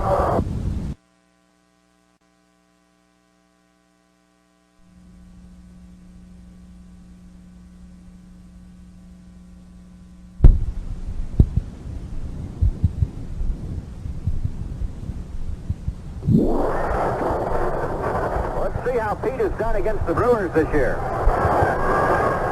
He's 2 for 9 with 1 RBI, 2 runs scored. Pete has been struggling lately, however. He is hitless in his last 15 at-bats.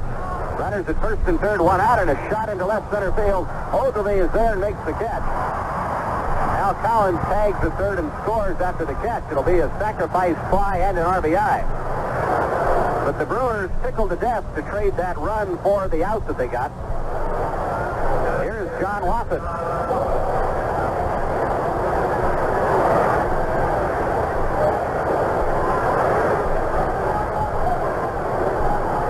George Scott, the runner at first. 2 out in the top of the ninth, 11-9 Milwaukee. The tying run at the plate, Reggie Cleveland set at the belt. The pitch to Duke, hammered at and missed. Cleveland has surrendered 2 home runs this year.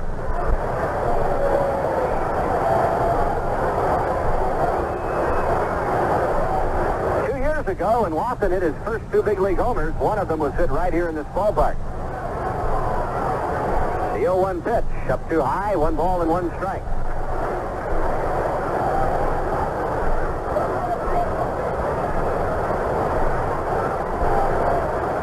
The stretch. Here's the pitch. Dick Powell. Reggie Cleveland throwing Watson a good hard slider away. 1 ball, 2 strikes. The breeze is blowing toward left. Boy, if Cleveland made a mistake and gave Watson something to pull, Duke would have the wind behind him. Got it first. 2 down. 1 ball, 2 strikes. Here's the stretch. Here's the pitch. Bouncing ball over the pitcher's head. He might beat it out. And the ball is fumbled by Yount. Everybody is safe. Yount trying to come up with a short hop. Came up empty.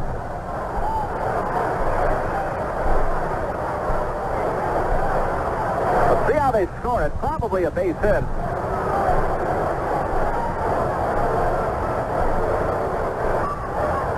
No ruling as yet.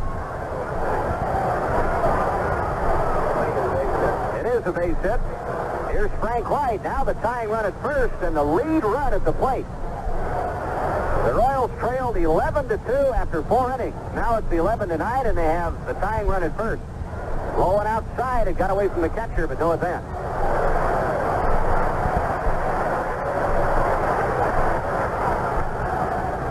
The Royals have 17 hits in this game. But they trail by 2 with 2 out in the ninth. Reggie Cleveland trying to nail down the win. Here's the pitch. Line drive, base hit into left field. George Scott around third to score, and Watson, the tying run, stops at second. 11-10 Milwaukee. Frank White picks up his 13th RBI.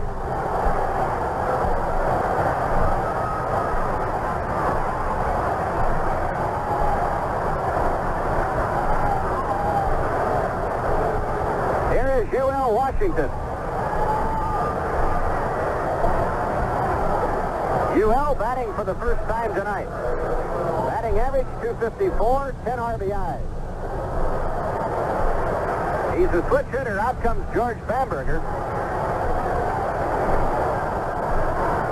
Look back into this inning now and recall, if you will, the ball off the bat of Amos Otis. The line shot right at Gorman Thomas. Remember I said, oh, if the ball had only been into left center or right center. Well, it wasn't. That's going to do it for Cleveland. The Brewers are going to make the pitching change. Now the Royals have runners at first and second. There are 2 out. And the score now, Milwaukee 11 and the Royals 10. Here's the final score. I'll give a report on this one from Bloomington, Minnesota. Al Bunbury ripped a 2-run triple with 2 outs in the 9th inning to pace the Baltimore Orioles to a 6-5 triumph over the Minnesota Twins. Loser Mike Marshall, now 8-6, making his 38th appearance, walked Doug DeSantis, and pinch hitter Terry Crowley to set the stage for Bunbury, who had a triple down the right field line to give reliever Don Stanhouse his 5th victory in 6 decisions. Tim Stoddard retired the final 2 batters after an RBI single in the 9th by Butch Weiniger to record his 2nd save. And the road to Moscow for American athletes opened today at San Antonio College in Walnut, California. More than 1,300 Olympic hopefuls began competition, the National AAU Track and Field Championship. The AAU meet is the first major stepping stone to the 1980 games in Moscow. Right-hander Bill Castro now pitching for the Milwaukee Brewers. Castro makes his 17th appearance. No record, 1 save. He's allowed 12 hits in 13 innings, 2 earned runs, no homers, 3 strikeouts, and 5 walks. The Royals have scored 4 runs here in the inning on 6 singles. Here are the totals. Milwaukee, 11 runs, 14 hits, 1 error. The Royals, 10 runs, 18 hits, and 1 error. And Fred, this may startle you, but do you realize that the Royals have not received a single base on balls in this game? Do you realize that of the 18 hits, the Royals have 17 singles and 1 home run. The home run, the 3-run homer by Willie Wilson. So they're just crying for the extra base hit, a double, a triple, a home run. It's tough to do it when you just single the other team to death. But that's what they've done here in the 9th. Willie Wilson started it. He singled. Then Quirk singled. Otis lined hard to center. Cowan singled. Scott singled. Then a sacrifice fly. John Watson an infield single. Frank White a single. And here is U.L. Washington batting for the first time. The tying run at second. The lead run at first. The Royals trailed after 4 innings by the score of 11-2. And now here in the top of the 9th with 2 on and 2 out, it is 11-10 Brewers. Washington a switch hitter on the left side.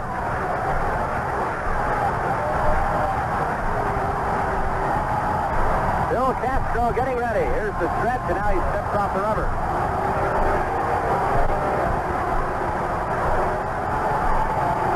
We're ready to go. Watson at second. Frank White at first. Here's the pitch. Outside, ball 1.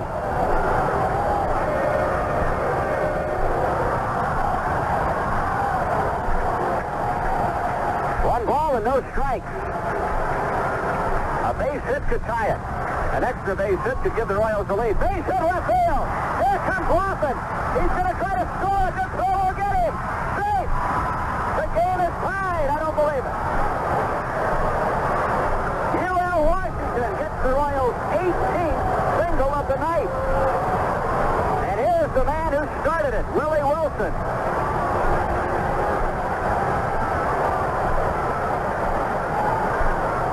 A 5-run inning. It was 11-6 when this inning started. And here is Willie Wilson. Willie 3 out of 5 tonight.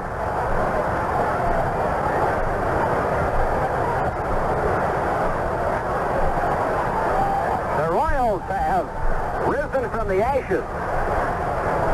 Runners at first and second. Here's the pitch. Line down the left field line. Ogilvie chasing it. Fair ball into the corner. White scores. Here comes Washington to score.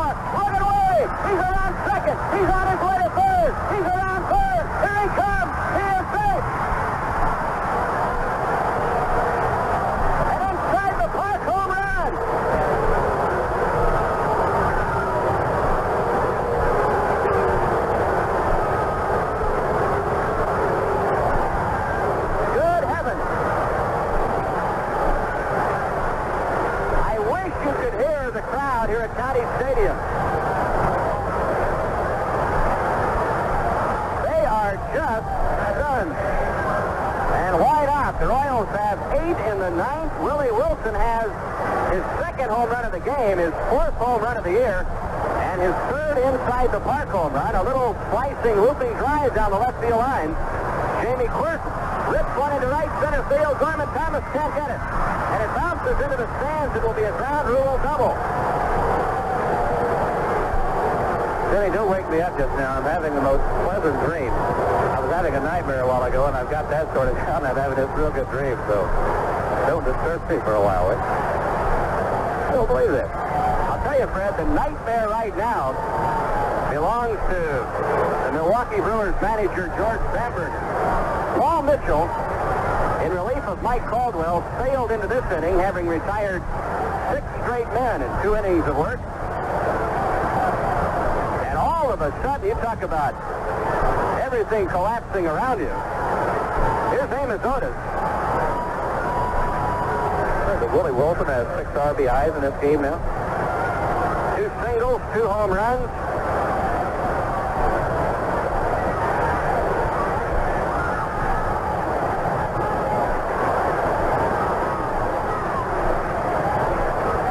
Amos Otis, right-hand batter.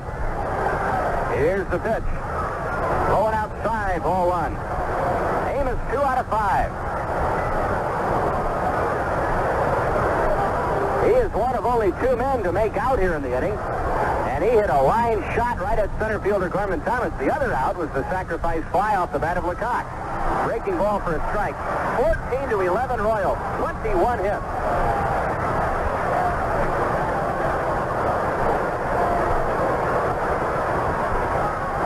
The Royals have effected some tremendous comebacks in just the last 2 weeks.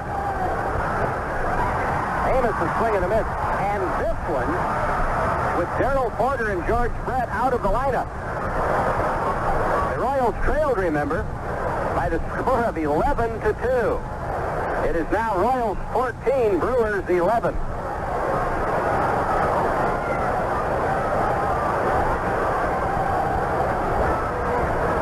Brett and Porter left after 5 innings.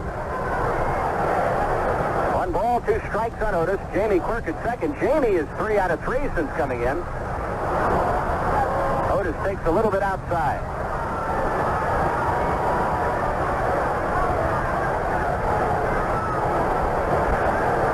An incredible comeback. Here's the pitch. Line shot center field. Thomas makes the catch. So Otis made 2 of the 3 outs, and both are line shots to center field. What an inning. 8 runs, 9 hits. There were no errors. There was a man left, and we go to the bottom of the 9th. And the score, the Royals 14, Milwaukee 11. Well, the Orioles very happy about this. They have already won in the 9th inning against their opponent. They defeated Minnesota. The Red Sox lost. They lost to the Chicago White Sox 8-5. So this would put the Brewers 7 back of the Orioles in the American League East. The Yankees have already lost. They're 7.5, and they pick up another game on the Tigers, who are 8.5. So things worked out pretty well. If Kansas City can hold off Milwaukee in a home 9, but a game like this with scores more like football, anything again could happen. Let's check some more scores. All the other games in the American League are over. National League after 4.5. San Francisco leads St. Louis 2-1. After 4, Pittsburgh won, Los Angeles nothing. And after 3.5, no score between Chicago and San Diego, but Briggs has hit a home run for the Padres in the 4th, 1 on, his 5th of the year, so San Diego leads in the home 4th, still batting by at least 2-0. More on the trade we mentioned earlier between the Yankees and Padres. New York traded veteran outfielder Jay Johnstone, San Diego Padres, for minor league right-hander Dave Weiermeister. In addition, the Yankees dealt catcher DH Cliff Johnson to Cleveland for reliever Don Hood. Johnson, the backup catcher, tangled with Rich Gossage in a clubhouse incident in mid-April and left Gossage with an injured hand. Gossage, who had a 2.01 earned run average in 63 appearances with 27 saves last year, has been on the disabled list since.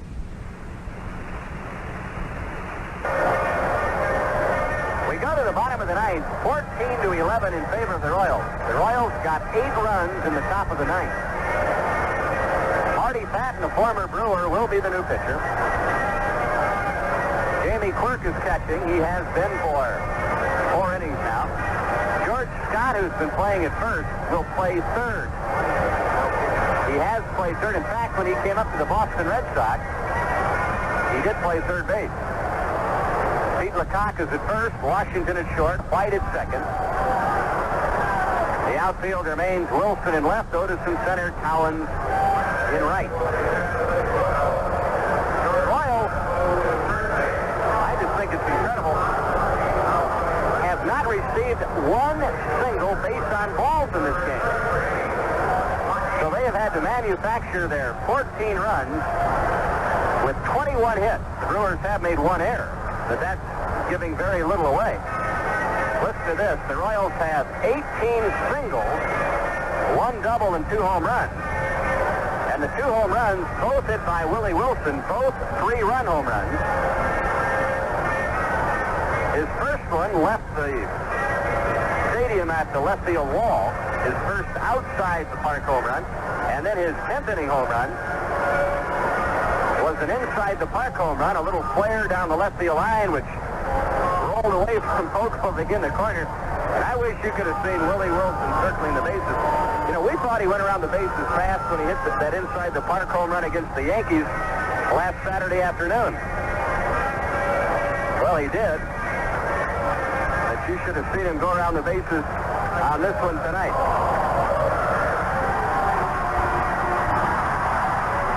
Well, it ain't over yet. We know that, don't we? 14-11 Royals. Marty Patton will face the top of the batting order. And that means Molitor, who's 4 out of 5, Cecil Cooper, who's 2 out of 5, and Sal Bando, who's 2 out of 4 with a 3-run homer. I don't think I mentioned the fact that Willie gets Scully gift certificates. You knew that. He gets it twice tonight.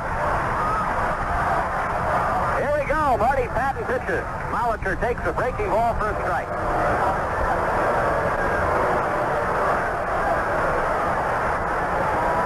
Most of the fans departed in the 8th inning. Here's the pitch. Bunted foul by Molitor. They're trying to take advantage of George Scott. But the count now is 0-2. Scott at third, Lecoq at first, Jamie Quirk the catcher.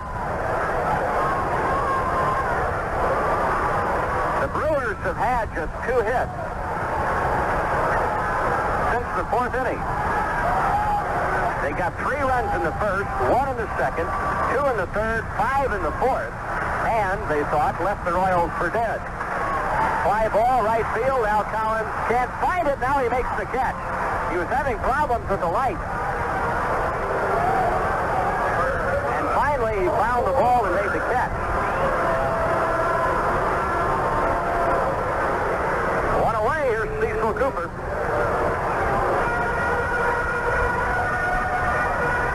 Cecil 2 out of 5. He singled in the first and again in the 6th.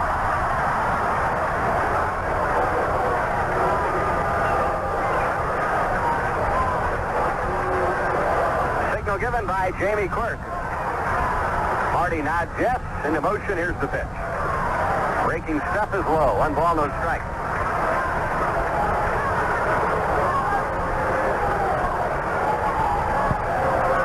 Don't forget the job done by Stephen Gorey.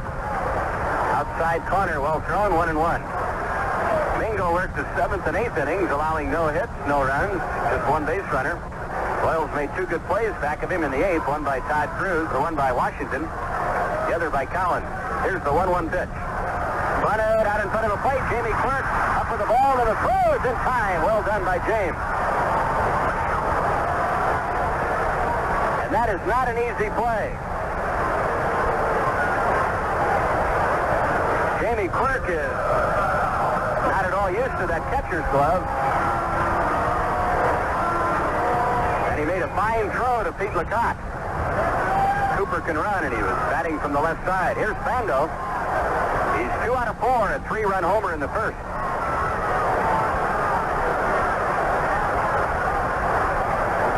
Marty Patton's breaking ball. Strike, 0-1 to Bando.